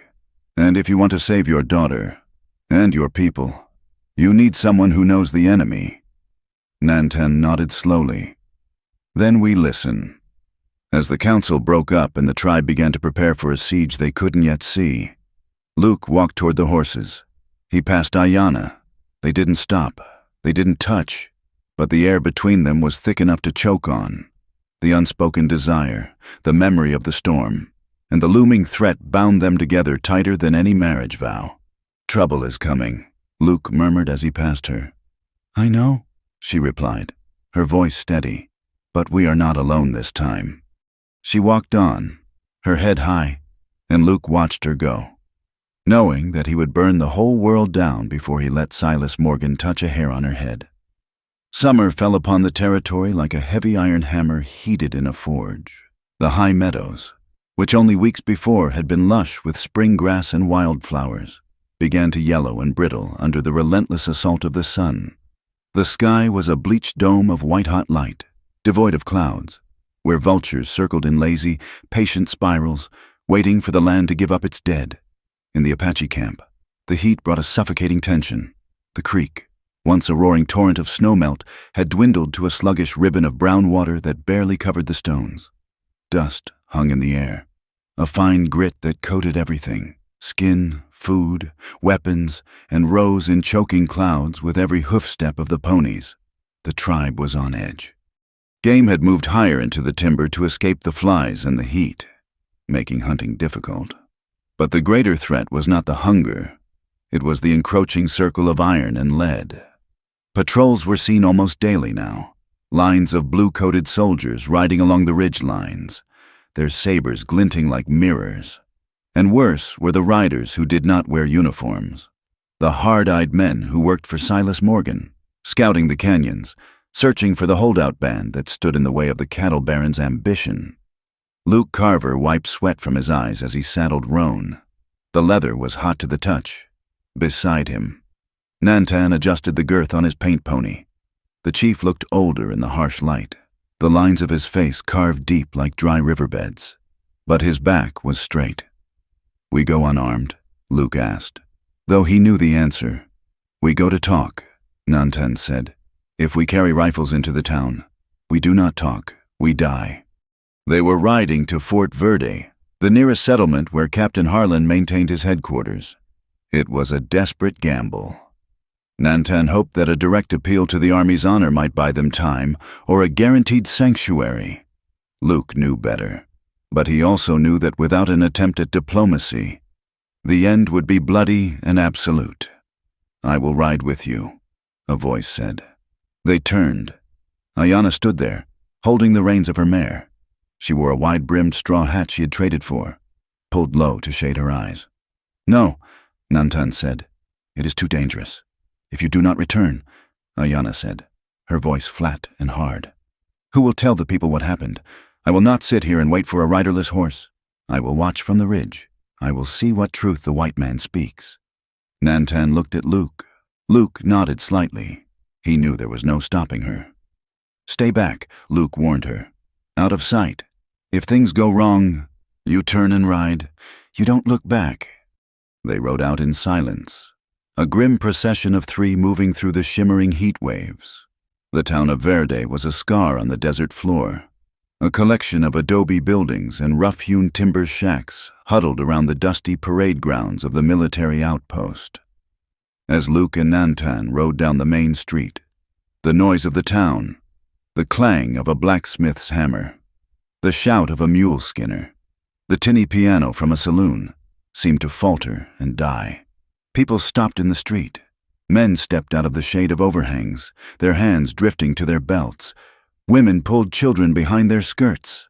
The hostility was a physical weight, pressing against Luke's chest. He felt the sting of their eyes. He saw the shopkeeper in a stained apron spit onto the boardwalk as they passed. He heard the whispers, loud enough to be meant for his ears. Look at him, traitor, red-loving trash. Should string him up right next to the savage. Luke kept his eyes forward, staring between Roan's ears. He felt a burning shame, not for himself, but for the hatred that radiated from his own people. He felt more foreign here, on this street lined with English signs and American flags, than he did in the wickiup of the Apache. Ayanna had pulled off the road a half-mile back, tying her horse in a stand of mesquite and creeping forward on foot to the rear of the command post. She found a spot behind a stack of crates near the back door, where a window was propped open to catch the faint breeze. She crouched there, listening, her heart hammering against her ribs like a trapped bird. Inside the office, the air was stagnant and smelled of stale cigar smoke and old paper. Captain Harlan sat behind a heavy oak desk, wiping his forehead with a handkerchief. He was a thick-set man with a mustache waxed into sharp points and eyes that were as cold and flat as a snake's. Luke stood before the desk, hat in hand. Nantan stood beside him, silent and imposing even in his worn buckskins. "Captain," Luke said, keeping his voice steady, "you remember me." Harlan smiled, but it was a smile that didn't touch his eyes. "Carver, I remember. Best scout in the regiment, until you decided the mountains suited you better than your oath." "I didn't leave because of the mountains," Luke said. "I left because I didn't sign up to butcher starving families." Harlan waved a hand dismissively. "War is ugly. Carver, you know that. Civilization requires a strong stomach. We are not here to talk of the past," Nantan said, his voice deep and resonating in the small room. "We are here to talk of the valley. My people are hungry. We want peace. We will stay in the high rocks. We will not raid the cattle, but we cannot go to the reservation. The water there is poison and the ground is dead." Harlan leaned back in his chair, the wood creaking. "It is not up to me." "Chief," Harlan said, his tone dripping with false sympathy. "The territory is changing. Progress is coming. The railroad, new settlers. Silas Morgan." Luke cut in. Harlan's eyes flicked to Luke, sharpening. "Mr. Morgan is a prominent citizen," Harlan said. "He has purchased the grazing rights to the entire basin, including your high valley. He has the deeds, signed and stamped by the territorial governor. He bought land people are living on," Luke said, his grip on his hat tightening until the felt began to tear. "He bought public land," Harlan corrected. "And as far as the law is concerned, the Apache have no claim to it. They are squatters, dangerous squatters." Luke stepped forward, placing his hands on the desk. "Captain, these people saved my life. They have honored their word. If you send Morgan's men in there, it won't be a relocation. It will be a massacre. You know how Morgan operates." Harlan stood up, his face hardening. "Careful. Carver, you are walking a very thin line. You are already a deserter. Do not add traitor to the list. If you are found with them when the sweep begins, I cannot guarantee your safety. In fact, I might have to order my men to treat you as a combatant." "So that is it?" Luke asked, his voice shaking with suppressed rage. "You just wash your hands of it?" "I follow orders," Harlan said, "and my orders are to secure the safety of the settlers. The Apache must go. To the reservation, or to the grave. It is their choice." Luke looked at the man he had once saluted. He saw no honor there, only ambition and fear. "Come, Nantan," Luke said. "There is nothing here for us." As they turned to leave, Harlan called out, "Carver, do yourself a favor. Ride south, alone. Don't die for a lost cause." Luke didn't look back. Outside, crouched by the window, Ayanna felt a wave of nausea wash over her. She had heard the scratch of the pen on paper. She had heard the casual way the white captain traded their lives for grazing rights. It confirmed every dark story she had ever been told. The law was a lie. The paper was a weapon. She slipped away into the shadows, her hatred for this system crystallizing into something sharp and deadly. But as she moved, she also thought of Luke's voice in that room, defending them, challenging his own chief, risking his life to speak truth to power. He was an exile, just like them. Luke and Nantan walked back to their horses. The heat seemed even more oppressive now. As they passed the Batwing Saloon, the sound of loud, boisterous laughter spilled out through the swinging doors. Luke paused. He recognized the voice. It was a rough, gravelly baritone he had heard on the ridge weeks ago. "We hit 'em at dawn. Boys," the voice bellowed. "The sweep starts Thursday. We're gonna flush that vermin out of the rocks like rats. $5 for every scalp." Luke froze. Thursday? That was 2 days from now. Nantan had heard it too. He looked at Luke, his face unreadable. "We ride," Nantan said softly. They mounted and rode out of town, keeping a slow pace until they were clear of the buildings, then spurring their horses into a gallop. Ayana joined them a mile out, emerging from the brush on her mare. She didn't ask what happened. She had heard enough. The return journey was a race against despair. When they reached the camp, the sun was setting, turning the sky into a bruised purple bruise. A council was called immediately. The firelight flickered on the faces of the warriors, highlighting the fear and the anger etched there. Taza sat with his rifle across his knees, his eyes burning. "We fight!" Taza roared, striking the ground with his fist. "If they want this valley, they will pay for it in blood. We ambush them in the pass. We kill them all." "There are too many," Luke said. He stood in the center of the circle, exhausted, dust caking his face. "Morgan has 50 men. Harlan will send 20 soldiers with a Gatling gun to support them. If you stand and fight toe-to-toe, you will be wiped out." "Then we die like men," Taza shouted. "Better that than to be herded like sheep to the reservation. Think of the children," Luke shot back. "Think of the women. If the warriors die, who protects them?" Silence fell over the circle. "I have a plan," Luke said. "It is risky, but it gives us a chance." "Speak," Nantan said. "We move the women, the children, and the elders tonight," Luke explained. "There is a ravine 3 miles north, narrow and hidden. We hide them there. Then, a small group of us, maybe 10 men, we stay here. We light the fires. We make noise. We draw them in. And then," Taza asked suspiciously. "We hold the pass," Luke said. "Just long enough to make them think the whole tribe is fighting. We make them commit their force. Then, we slip away through the goat trails on the back ridge. We lead them on a chase into the Badlands, away from the families. It is a coward's way." Taza spat, running and hiding. "It is a survivor's way," Luke said. The warriors muttered. It went against their instinct to run from a fight they had been waiting for. Taza shook his head, preparing to argue again. "I agree with Luke." The voice was clear and steady. Ayana stepped into the firelight. The tribe turned to look at her. It was rare for a woman to speak in the war council, but she was the chief's daughter, and her face was set in stone. Taza looked at his sister. "Shocked? You? You who hates the white man more than any of us? You side with him?" "I hate them," Ayana said, her eyes flashing. "I hate them for what I heard today in their town.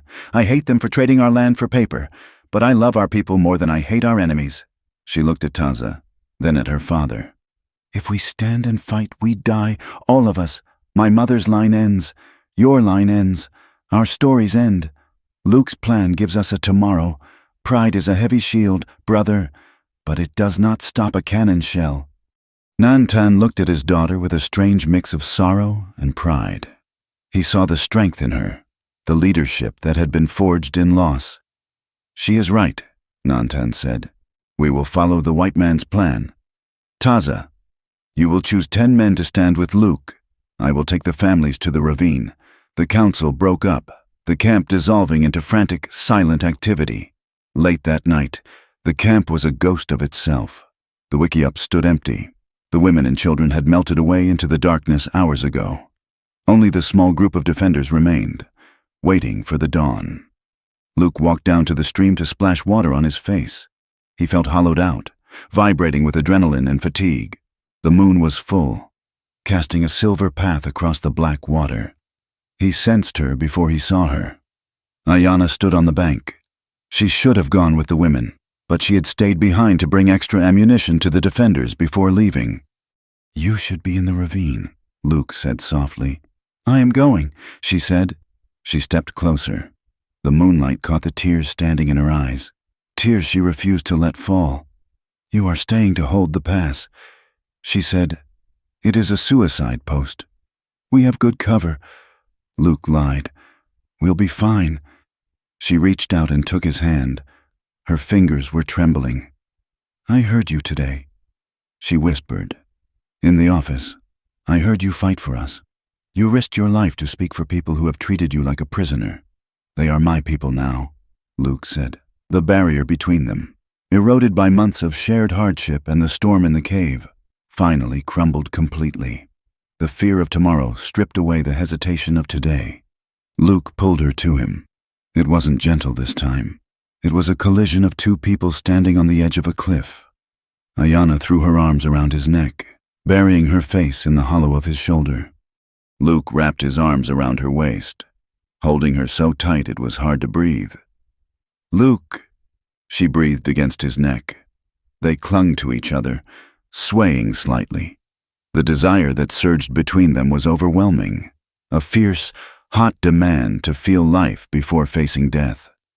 Luke's hand tangled in her hair, tilting her head back, their foreheads pressed together, eyes closed, breathing in the scent of each other.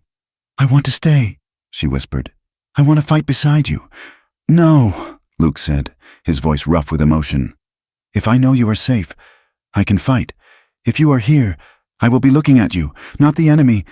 He pulled back just enough to look into her eyes. The moonlight made them look like obsidian. He wanted to kiss her. He wanted to pull her down into the grass and forget the war, but he saw the resolve in her face, the conditions she had set that night in the cave. No shame. "Ayanna," Luke said, his voice steady and solemn, "if we get through this, if I walk off that ridge tomorrow, I'm going to ask Nantan for you, in front of everyone. I am going to marry you, and I don't care if every white man in the territory spits on me." Ayanna's breath hitched. She placed her palm against his chest, over his heart.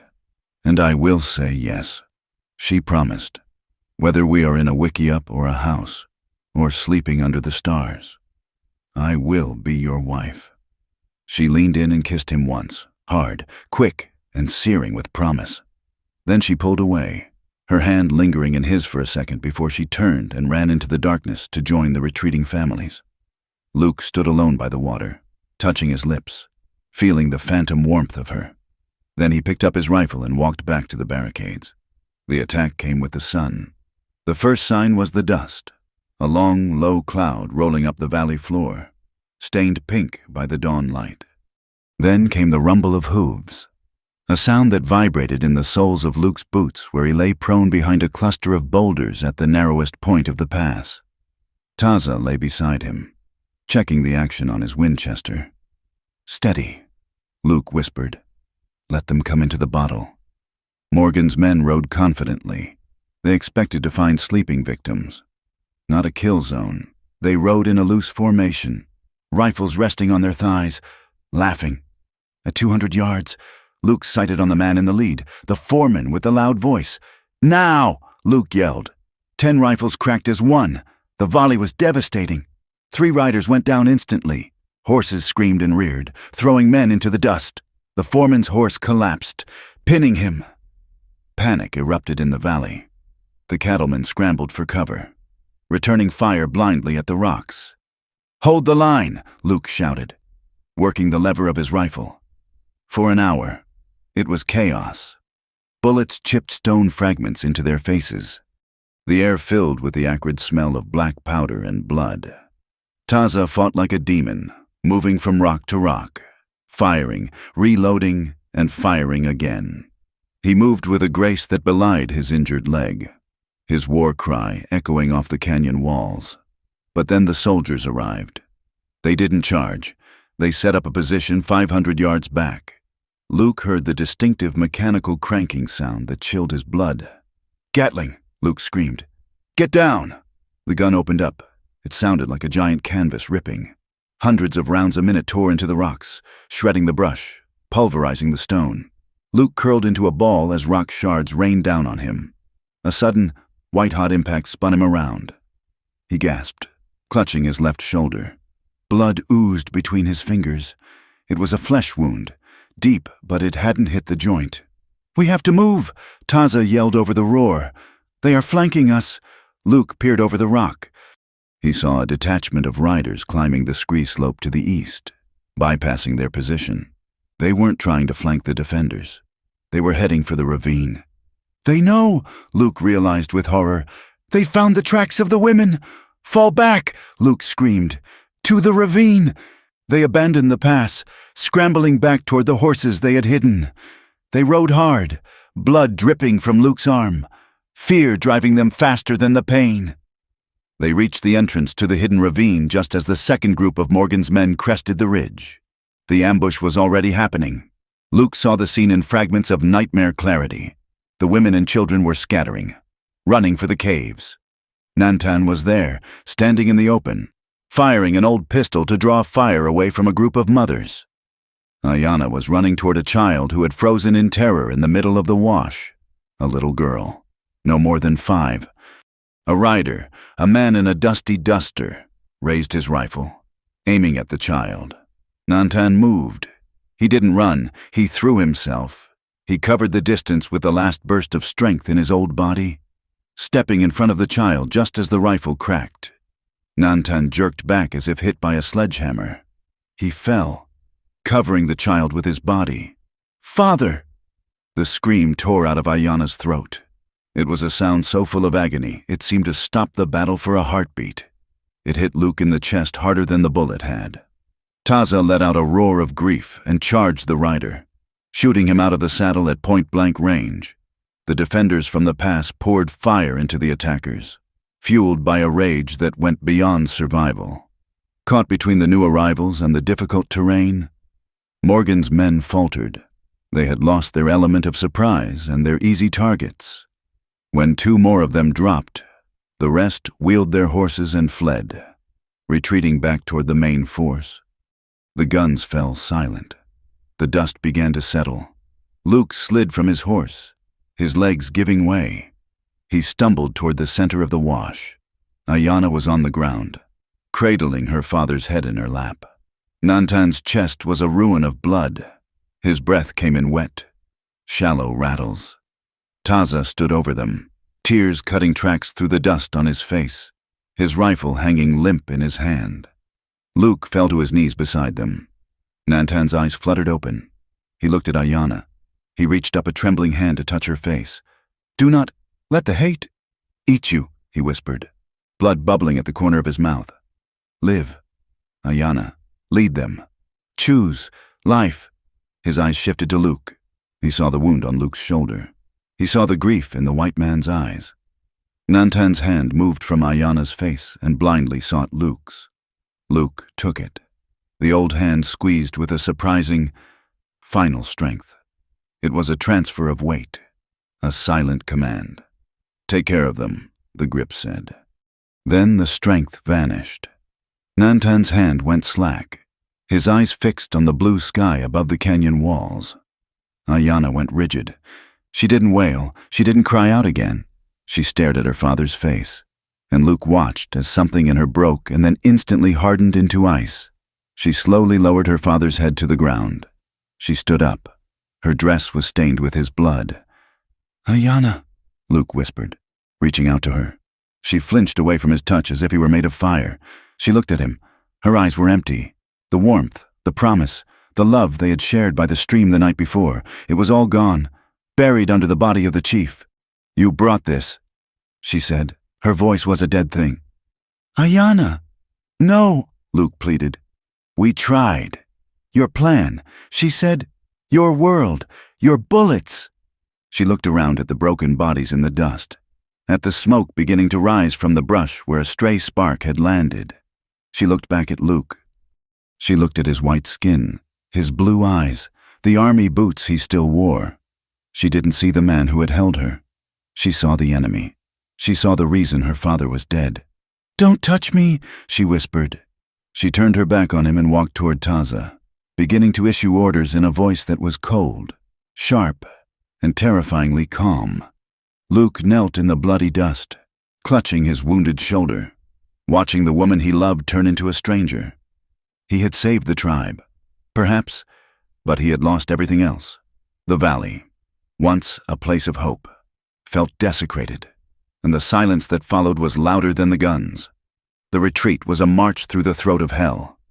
They left the broken bodies of their dead in the shallow graves of the ravine, covered with heavy stones to keep the coyotes at bay, and pushed upward into the spine of the mountains.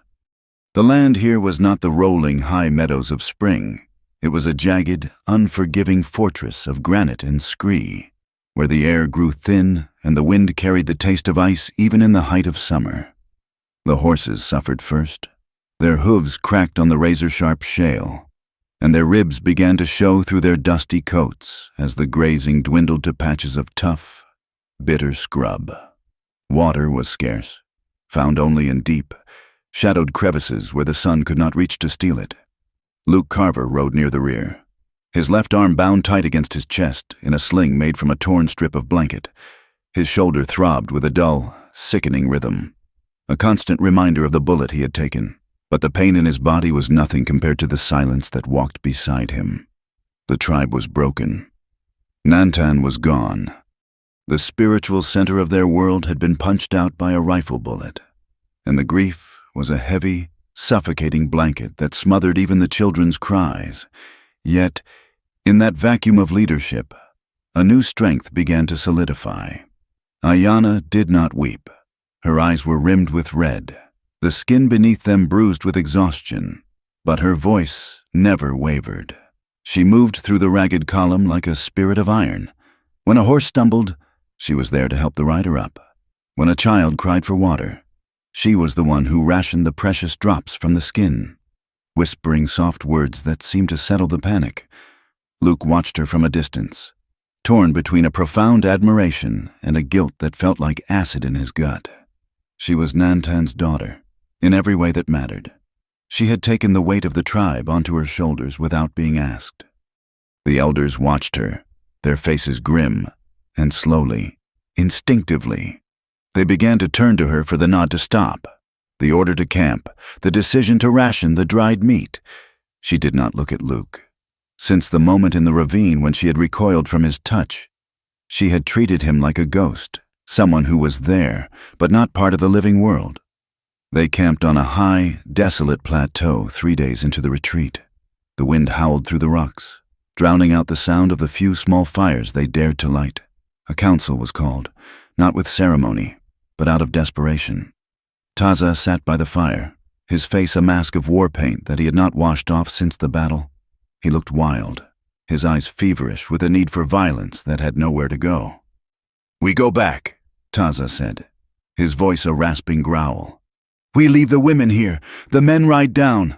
We burn Morgan's ranch to the ground. We kill his cattle. We kill his men. We kill until there is no one left to hold a rifle." A murmur of agreement went through the circle of warriors. They were hurting. They wanted blood to pay for blood. "That is suicide," Luke said. He spoke quietly from the edge of the light. The warriors turned to him, their expressions hostile. Taza's hand dropped to the knife at his belt. "You speak," Taza snarled. "You? Whose plan put my father in the ground?" "My plan saved the tribe from extinction," Luke said, stepping into the light. He forced himself to stand straight, ignoring the fire in his shoulder. "If you had fought in the pass, you would all be dead. If we attack the ranch now," Luke continued, looking around the circle, "you play right into Morgan's hand. He has 50 men fortified in that house. He has the army on patrol. You ride down there, Taza, and you leave these women widows before the moon changes." "Then what?" Taza shouted, standing up. "We sit here and starve? We wait for the snow to kill us? No, Luke said. We fight, but not with bullets. Not yet. He took a breath, knowing that what he was about to say sounded insane. Morgan is winning because he has the law, Luke said. He has the deeds. He has the army believing he is the victim. He is a businessman. To hurt him. You don't shoot his cows. You destroy his money. You destroy his name. Taza spat on the ground. White man's tricks. Paper does not stop a bullet. It does in my world. Luke said. He looked at Ayanna. She was sitting across the fire, watching him. Her face was unreadable in the flickering light. Morgan is holding a meeting in town. Luke said, I heard the men talking during the fight. He is meeting with the town council and Harlan to sign the final removal agreement. If he gets those signatures, the army will bring cannons to these mountains. We need to stop that meeting, Luke said. We need to prove that Morgan is lying. We need to prove he bribed Harlan. We need to show the town that he isn't a pioneer, but a thief who is stealing their land too. And how do we do that? Taza asked, mocking. Do we walk into town and ask nicely? I go in, Luke said. I find the proof. I know how men like Morgan keep their books. There is always a record. There is always a witness who wasn't paid enough to keep his mouth shut. You will be hanged the moment you step on the street, Taza said. Not if I am not alone, Luke said. Not if I am just a drifter passing through with his wife. He looked directly at Ayanna. We go in disguised. We get the proof. We bring it to the meeting. And while I am in that room, you, Taza, take the warriors and hit his supply wagons outside of town. You don't kill the drivers. You burn the wagons. You cripple his wallet while I cripple his reputation. Taza looked at Luke, then at his sister. He is mad. Taza said, Ayanna, tell him he is mad. Ayanna stood up. The blanket slipped from her shoulders. She looked at Taza, then at the fire, and finally at Luke. Blood calls for blood, she said softly. That is the Apache way. Taza nodded, vindicated. But, she continued, her voice gaining strength, Father said to choose survival. If we attack the ranch, we die. If we do nothing, we die. She walked around the fire until she stood before Luke. She looked into his face, searching for the truth of him, searching for the man she had almost given herself to before the world fell apart. You believe this can work? She asked. I believe it is the only chance we have, Luke answered. Then I will go, she said. The camp was silent. Taza stared at her, his mouth open. You will walk into the den of the wolves? Taza asked. I will walk where I must, Ayanna said, to save what is left. The preparation was a somber affair. They had looted some clothes from a settler's wagon months ago, keeping them for trade. Now, they were weapons. Ayanna retired to a small shelter to change. When she emerged, Luke felt his breath catch in his throat. She wore a faded calico dress, high-collared and long-sleeved, meant for a white woman. It was too tight in the shoulders and loose in the waist, but it covered her. She had washed the war paint from her face. Her hair was braided and pinned up, hidden beneath a heavy woolen shawl. She looked uncomfortable, pulling at the collar, her movements restricted by the heavy fabric. She looked like a stranger. You look, Luke started, but couldn't find the word. I feel like a trapped bird, she said, her voice tight. This cloth, it scratches. It smells of soap and fear. It is armor. Luke said, just for a day. He had donned a cleaner shirt and a vest that hid the bandage on his shoulder. He strapped on his gun belt, low, tied down. He didn't look like a scout anymore. He looked like a drifter who had seen hard miles. They rode out under the cover of darkness, leaving Taza to organize the warriors for the strike on the wagons. They rode double on Roan to sell the illusion, leaving Ayanna's mare behind. The ride to town was agonizingly tense. Ayanna sat behind the saddle, her arms around Luke's waist. At first, her grip was loose, barely touching him. But as the terrain grew rougher, she was forced to hold on. Luke could feel the heat of her body against his back. He could feel the tension in her arms. They didn't speak. There was too much unsaid between them, too much blood and grief. But the physical contact, enforced by necessity, began to thaw the ice. They reached the outskirts of town just after sunset.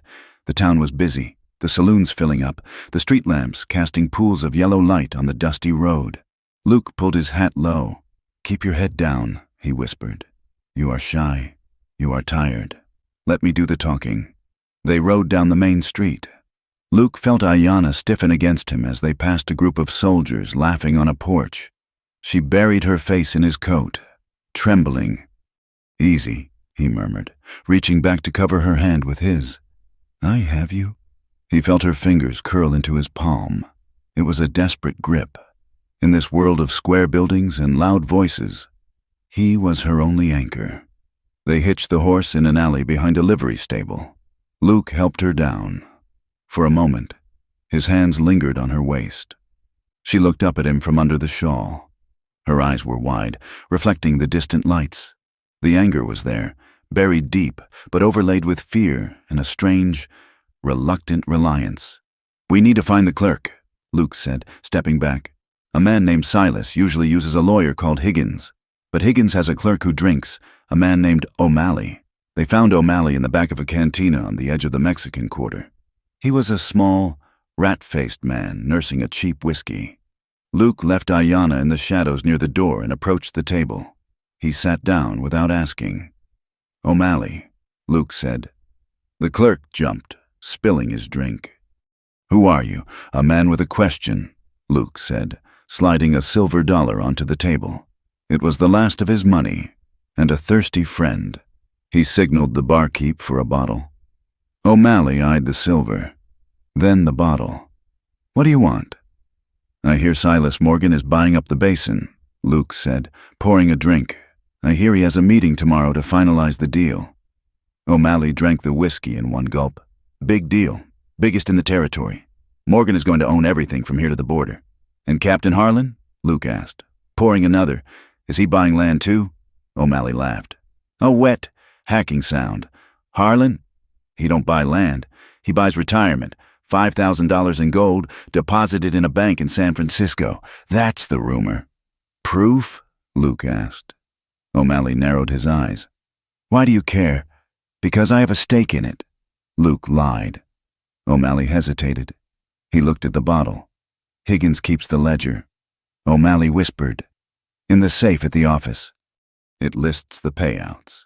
Morgan is sloppy. He thinks he owns the law, so he writes it all down. Consulting fees, he calls it." "Where is the office?" "2 doors down from the courthouse. Back door is flimsy." Luke stood up. "Enjoy the drink." "O'Malley." He walked back to Ayanna. "We have a target," he whispered. They moved through the back alleys, avoiding the main street. The town felt hostile, vibrating with the energy of the coming conflict. Ayanna moved like a shadow in her heavy dress, silent and lethal. They found the office. It was dark. Luke tried the back door. Locked. He looked at Ayanna.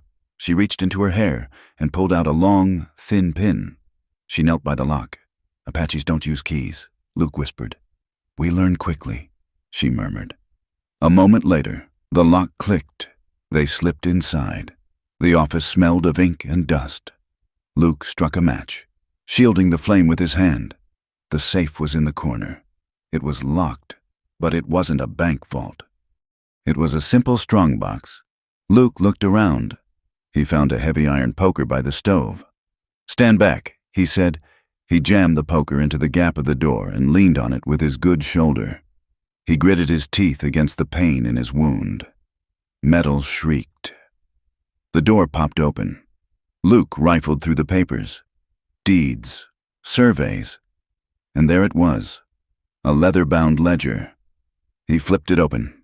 His finger traced the lines. July 12th, payment to CPT, H, $1,000. August 4th, payment to CPT, H, $2,000. And there were others. Payments to the mayor, payments to the judge. "We got him," Luke whispered. He shoved the ledger into his shirt. Suddenly, voices erupted outside. Heavy boots crunched on the gravel. "A patrol! They are checking the doors," Ayanna hissed. Luke grabbed her hand. "Out the window." They scrambled through the side window just as the doorknob rattled. They landed in a narrow alleyway, barely wide enough for 2 people. squeezed between the office and the neighboring dry goods store. They pressed themselves against the rough brick wall, deep in the shadows. The soldiers walked past the mouth of the alley, their lanterns swinging. The light slashed across Luke and Ayanna, missing them by inches. They froze. Luke pressed his body against hers to shield her, shielding the white of her dress with his dark vest. Ayanna turned her face into his chest, holding her breath. They stood there for what felt like an hour, though it was only minutes. The boots faded, but neither of them moved. The adrenaline was coursing through them, hot and sharp. The fear of capture, the thrill of the theft, and the crushing proximity ignited something that had been smoldering since the night in the ravine. Luke looked down. Ayanna looked up. Her shawl had slipped back. Her eyes were dark and luminous in the gloom. "I thought," she whispered, her voice trembling. "I thought they had us. They don't!" Luke breathed. He could feel her heart beating against his ribs. He could feel the warmth of her breath on his neck, the barrier of the dress, the disguise, the war. It all vanished. There was only the heat of her skin and the desperate need to affirm that they were alive. Luke brought his hand up to cup her face. His thumb brushed her cheekbone. "Ayanna," he said, his voice rough. "I meant what I said. I am yours. If we die tomorrow, I die yours." Ayanna let out a shuddering breath. She reached up and cupped his jaw, her fingers tracing the stubble. "You are not a traitor," she whispered fiercely. "You are my heart. I choose you. Luke Carver, fully, despite the blood, despite the grief. I choose you." She pulled his head down. This kiss was not like the one in the storm. That had been a question. This was an answer. It was deep, slow, and devastatingly possessive. It tasted of salt and dust, and a love that had clawed its way up through rock to find the sun. Ayanna opened to him, pressing her body against his, trying to merge their broken pieces into something whole. Luke groaned low in his throat, his hand tangling in the hair at the nape of her neck. He kissed her like a drowning man finding air. He wanted to stay in this alley forever. He wanted to forget the ledger and the war, but footsteps clattered on the boardwalk above them. Reality crashed back in. They pulled apart, breathless, their foreheads resting against each other. "We have to go," Luke whispered, his voice unsteady. Ayanna nodded, her eyes shining. "Yes, but we are not finished." They slipped out of the alley and back to the horse. The ride back to the hills was different. The silence was no longer heavy. It was charged with a shared secret, a bond that had been sealed in the shadow of the enemy. They reached the camp well before dawn. Taza was waiting. Luke tossed the ledger to him. "It is all there," Luke said. "The bribes, the lies." Taza looked at the book, unable to read the words but understanding their power. "The meeting is at noon," Luke said. "I will walk in at 10 minutes past. That is when you strike the wagons. Taza, when they hear the smoke, they will look out the window, and I will be standing there with the book." Taza nodded. A grim smile touched his lips. "It is a good plan." "White man, brother," Luke corrected. Taza paused, then nodded once. Sharply, "Brother." The camp settled into the restless quiet of the pre-dawn hours. The warriors began to prepare their weapons for the raid. Luke walked away from the main fire, heading toward a small, hidden hollow in the rocks 100 yards upstream. It was a place of solitude, sheltered by ancient junipers. He sat down on the soft pine needles, the weight of the coming day pressing on him. Soft footsteps approached. Ayanna stepped into the hollow. She had removed the restrictive dress and was back in her buckskins, but she had left her hair loose. It fell around her shoulders like a dark waterfall. "You should sleep," Luke said softly. "I cannot sleep," she said. She sat down beside him. The stars were spread above them like a cold river of light, brilliant and indifferent. She looked at the sky. "Do you think there is a place for us?" she asked. "After tomorrow?" Luke took her hand. "There is a valley I saw once," he said, "up north, in the rim country. Too high for cattle, too cold for the soft settlers. It has water. It has game." He looked at her. "I want to build a house there. Ayanna, not a wickiup, not a white man's mansion. A cabin, with a porch where we can watch the sun go down. A home, she whispered, testing the word. A home, he confirmed. Where your people can come. Where we can have... He stopped. Children, she finished for him. She turned to face him, her eyes searching his. Mixed blood children, she said. The whites will call them half-breeds. The Apache will look at them with suspicion. Let them look, Luke said fiercely. We will raise them to be strong, stronger than both sides. Ayanna moved closer. The conversation faded. Words were not enough anymore. They were two people standing on the edge of a precipice, and the only thing keeping them from falling was the gravity between them. She reached out and began to unbutton his vest. Her hands were steady, deliberate. Luke caught her wrists. Ayanna, no shame, she whispered, repeating the words she had said in the storm. No doubt. She leaned in and kissed the hollow of his throat. I want this. Luke, I want to know you, before the guns speak. Luke let go of her wrists. He pulled her into his arms, lowering her back onto the bed of pine needles and blankets. The night air was cold, but the heat between them was a living thing. They moved with a slowness born of reverence. Luke traced the scars on her arms, the map of her survival. Ayanna traced the puckered bullet wound on his shoulder, the old lash marks on his back from his childhood, reading the history of his pain with her fingertips. When they finally came together, it was not a frantic grasping. It was a surrender. It was a shedding of the armor they had both worn for so long. Luke buried his face in her hair, whispering her name like a prayer. Ayanna held him with a strength that belied her slender frame, arching into him, claiming him as her husband in the eyes of the stars and the earth. It was fierce. Yes, it was the desperate passion of lovers who know the sun might bring death, but beneath the fire, there was a profound tenderness, a silent language of hands and lips that promised, I see you, I accept you, I am with you. In the aftermath, they lay tangled together under the buffalo robe, listening to the wind sighing in the junipers. Ayanna rested her head on his chest, listening to the steady beat of his heart. You belong to me, Luke Carver, she whispered into the darkness. And you to me, Ayanna, he replied, kissing the top of her head. Whatever the law says, whatever the army says, we are married. They lay there until the sky began to turn gray in the east. The brief sanctuary of the night was ending. They dressed in silence. The intimacy of the night hung around them, a shield against the coming violence. They walked back to the horses. The warriors were mounted, ready to ride with Taza. Luke checked his revolver. He checked the ledger tucked securely in his belt. He swung up onto Roan. Ayanna mounted her mare. She had her bow across her back and a rifle in the scabbard.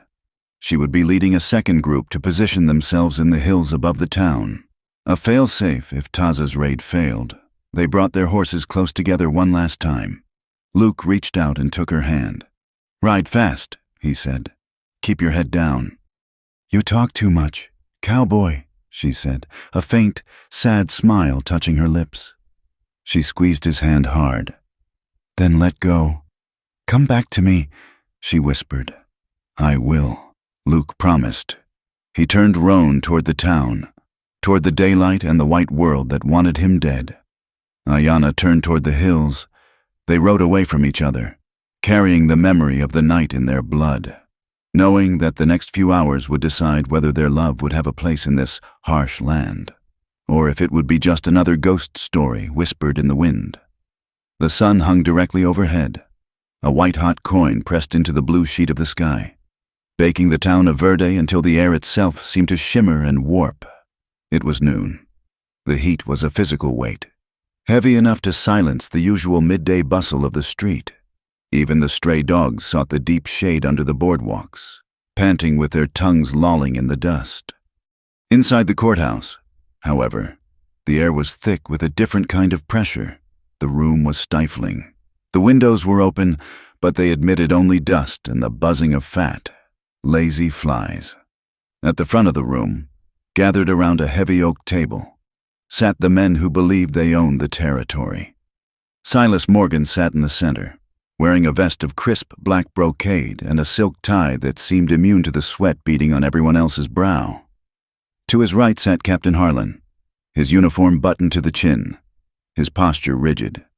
Beside them were the town judge, a man named Miller with a face like a dried apple, and the local preacher, who was nervously wiping his spectacles. They were waiting for the final signatures on the removal order. The double doors at the back of the room swung open. They didn't bang. They creaked. A slow, mournful sound that drew every eye in the room. Luke Carver walked in. He was alone. He looked like something the desert had chewed up and spat out. His clothes were stiff with dust and dried sweat. His left arm was in a sling, bound tight against his chest, and a streak of dried blood marred the white bandage. He walked with a limp, his boots thudding heavily on the floorboards, but his eyes were clear and cold as mountain water. In his good hand, he carried a leather-bound ledger. A murmur rippled through the gallery where the ranchers and shopkeepers sat. "Traitor," someone whispered. "That is the scout," another muttered. "The one who turned." Captain Harlan stood up, feigning a look of polite surprise, though his eyes darted to the ledger in Luke's hand. "Carver," Harlan said, his voice tight, "you are a long way from your savages. If you have come to surrender, you can wait in the jail." Luke didn't stop until he reached the railing that separated the crowd from the leaders. He tossed the ledger onto the table. It landed with a heavy slap that echoed in the silence. "I am not here to surrender. Captain," Luke said, his voice steady, "I am here to stop a theft." Silas Morgan narrowed his eyes. He leaned forward, looking at the book, then at Luke. "You are disrupting legal proceedings." "Cowboy," Morgan growled. "Sheriff, remove this trash." "Wait," Judge Miller said. He looked at the ledger. He recognized it. He looked at Luke with a sudden, sharp interest. "What is this?" "It is the cost of doing business," Luke said. He looked at the crowd, raising his voice so every man in the back could hear. "You have been told that the Apache are raiding the lower valley. You have been told that the army needs to clear them out for your safety. You have been told that Silas Morgan is buying the land to bring the railroad and prosperity to this town." Luke pointed a shaking finger at the ledger. "That book says different. That book says Silas Morgan paid 3 men to burn the Turner Ranch last month and blame it on the tribe. That book says he paid Captain Harlan $2,000 in gold to file false reports to the Department of the Interior." The room erupted. Men jumped to their feet. Shouts of anger and disbelief bounced off the walls. "Liar," Morgan shouted, slamming his hand on the table. "This is treason. He is lying to protect his squaw." "Read the dates," Luke shouted back, his voice cutting through the noise. He looked at the judge. "Page 10, July 12th. Payment to County Clerk O'Malley for falsifying the survey maps, $500. Page 20. Witness fees for the men who swore they saw Taza raiding the herd, $20 a head." The judge reached out and opened the book. His hands were shaking. He ran his finger down the column of figures. He stopped. He looked up at O'Malley, who was shrinking into the corner of the room, his face the color of old milk. "Is this your handwriting, O'Malley?" the judge asked quietly. O'Malley tried to speak, but only a squeak came out. He nodded, terrified. The mood in the room shifted instantly. It turned from hostility to a dangerous, simmering confusion. These men were hard. They hated the Apache, yes, but they hated a cheat even more. And they hated a man who played them for fools most of all. Morgan stood up, his face turning a dark, mottled red. "This is ridiculous," he roared. "I'm a businessman. I am bringing civilization to this godforsaken dust bowl. And you listen to this deserter, this white Indian?" He pulled a pistol from his coat, not aiming it yet, but holding it like a gavel. "I will not be put on trial by a traitor," Morgan shouted. "Captain Harlan, arrest him! Shoot him! He is an enemy combatant!" Harlan hesitated. He looked at the crowd. He saw the doubt in their eyes. He saw the judge reading the ledger. He saw his own name written there in black ink. Outside the town, on a ridge overlooking the valley, Ayanna lay flat on her stomach, watching the courthouse through a spyglass Luke had stolen. Taza lay beside her. They saw the commotion through the windows. They saw Morgan stand up. "Now," Ayanna said. Taza raised a red blanket and dropped it 3 times. A mile to the east, a thin column of smoke began to rise. Then another to the north, then a third to the west, simultaneously. A young warrior galloped past the telegraph poles leading out of town. He threw a rope with a heavy stone weight over the wires, tied it to his saddle horn, and spurred his horse. The wires snapped with a sound like a whip crack, singing as they coiled back toward the poles. Inside the courthouse, a man near the window shouted, "Smoke! Look at the hills!" The crowd rushed to the windows. They saw the distinct black columns rising against the blue sky. "They are signaling." Someone yelled, "The Apache! They are all around us!" Luke stood his ground. He looked at Morgan, who was staring out the window with a look of dawning horror. "You thought they were a ragged band of starving refugees," Luke said softly. "You were wrong. They are an army, and right now, they are cutting your telegraph lines. You can't call for help, Morgan, and you can't lie to Washington anymore." Luke turned to the judge. "They do not want a war. Judge, they want the High Valley, the one the treaty promised them 10 years ago, the one Morgan tried to steal with ink and bribes." Luke leaned on the table, his good hand gripping the edge. "Grant them the land. Enforce the boundary. If you do, the smoke clears. If you don't, if you let Morgan have his way, then Taza rides into town, and he won't be bringing a ledger." The judge looked at the smoke. He looked at the angry faces of the townspeople who were realizing they had been used to start a war that would burn their homes. He looked at Harlan, who was sweating profusely. He made a calculation. It was the calculation of a survivor. "Sit down, Mr. Morgan," the judge said, his voice snapping like a dry twig. Morgan turned on him. "You can't be serious." The judge stood up. "The court acknowledges the evidence presented, in light of irregularities in the land surveys. All claims filed by the Morgan Cattle Company in the Northern Basin are hereby suspended pending a federal investigation." The judge looked at Luke.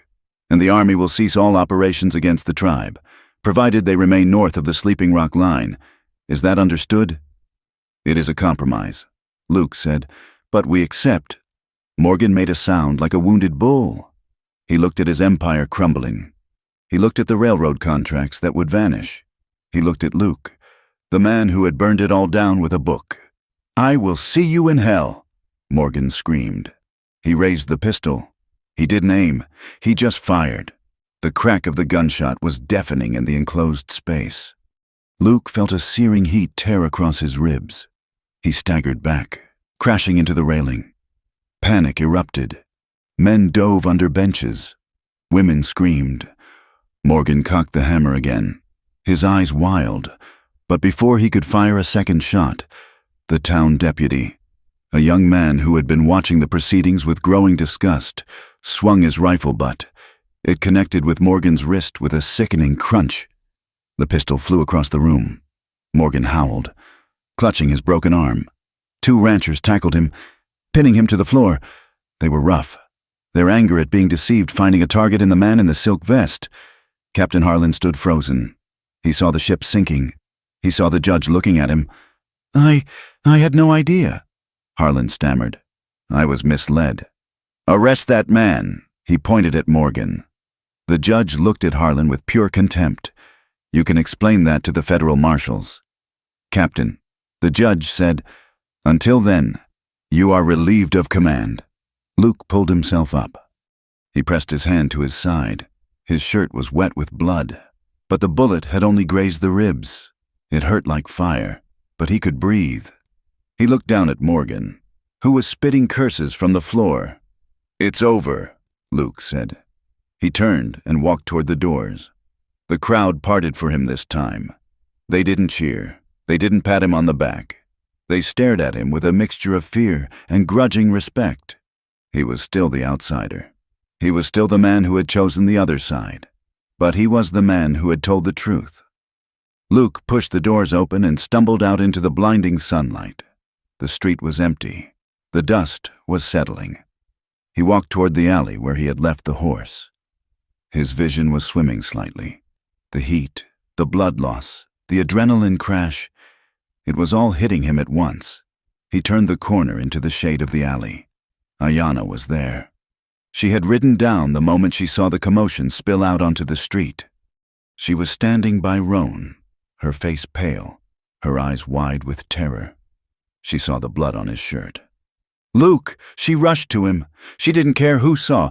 She didn't care about the laws or the town. She threw her arms around him, her hands trembling as they touched his face, his chest, searching for the wound. "I'm all right," Luke gasped, leaning his weight against the wall.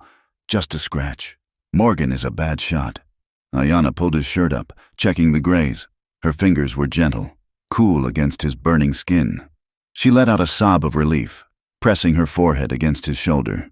"He is arrested?" she asked, her voice muffled against his coat.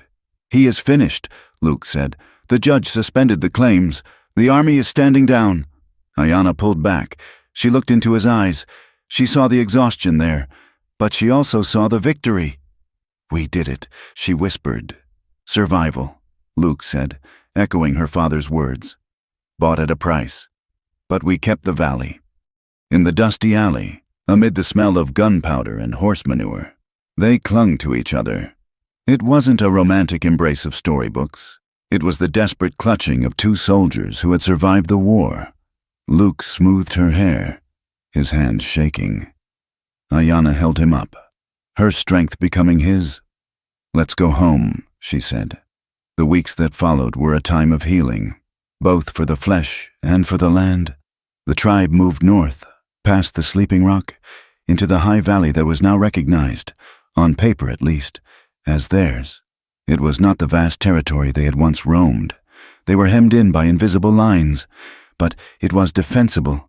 It had water, and for the first time in years, they could light their fires at night without fear of the dawn bringing soldiers. Luke did not live in the camp. He chose a spot on the southern edge of the valley, where the pine forest gave way to the open range.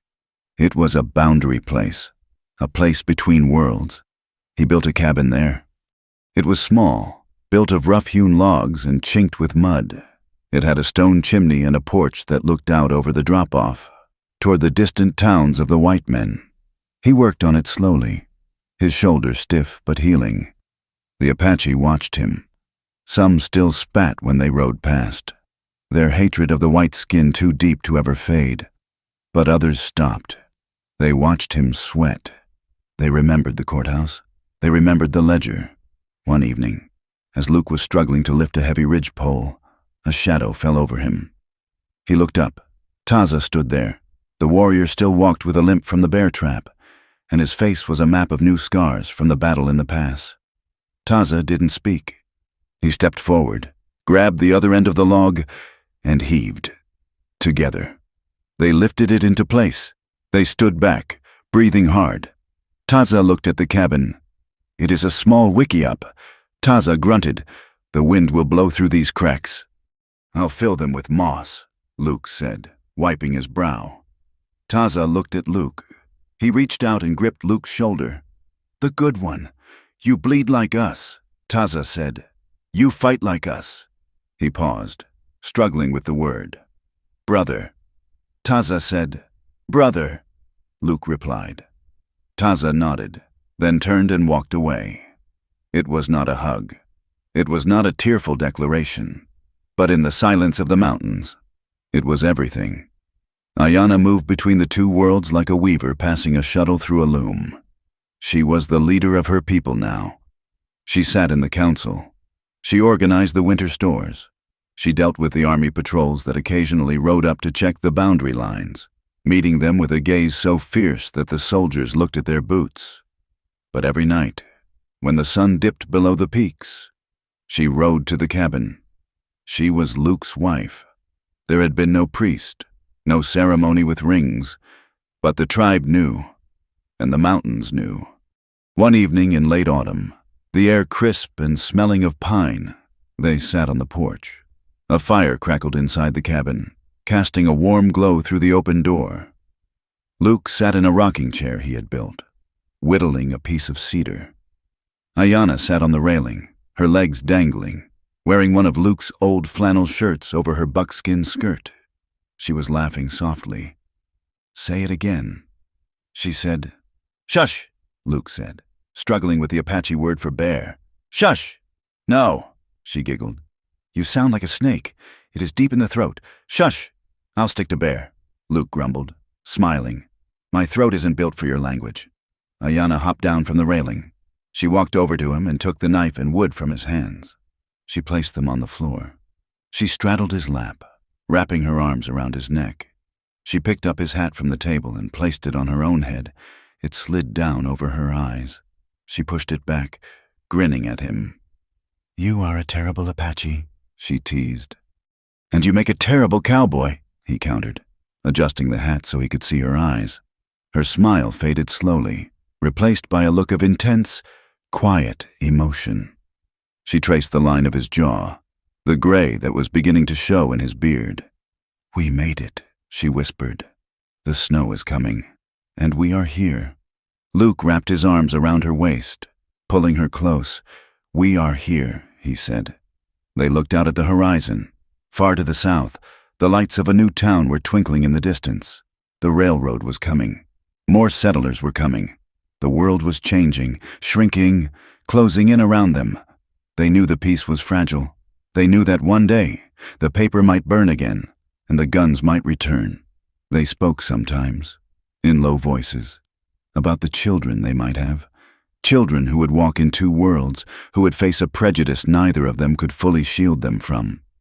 But as the sky blazed into a brilliant, defiant orange over the jagged hills, Luke felt a peace he had never known in all his years of wandering. He looked at the woman in his arms, the woman who had once looked at him with hatred, who had saved him in a storm, who had stood beside him in the fire. He took her hand, interlacing their fingers. Her skin was dark against his, scarred and strong. The future was a dark road, unmapped and dangerous, but they would walk it together. Ayanna leaned her head on his shoulder. Luke rested his chin on the brim of the hat she wore.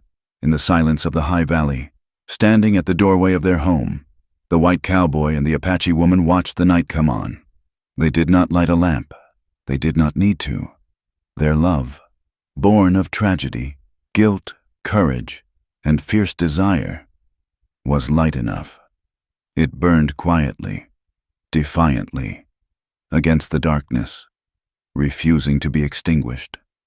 Thank you for listening to this story. I hope you enjoyed the journey of Luke and Ayanna through the rugged landscapes of the American Southwest. It has been a pleasure to bring this tale of love, survival, and history to life for you. I would love to know where you are listening from today. Please leave a comment below and share your location. If you enjoyed this story, I encourage you to subscribe to From Wild West so you never miss a new adventure. Please share your thoughts on the story in English in the comments section. Did Luke make the right choice? What do you think the future holds for them? I look forward to reading your insights. Until next time, keep your eyes on the horizon.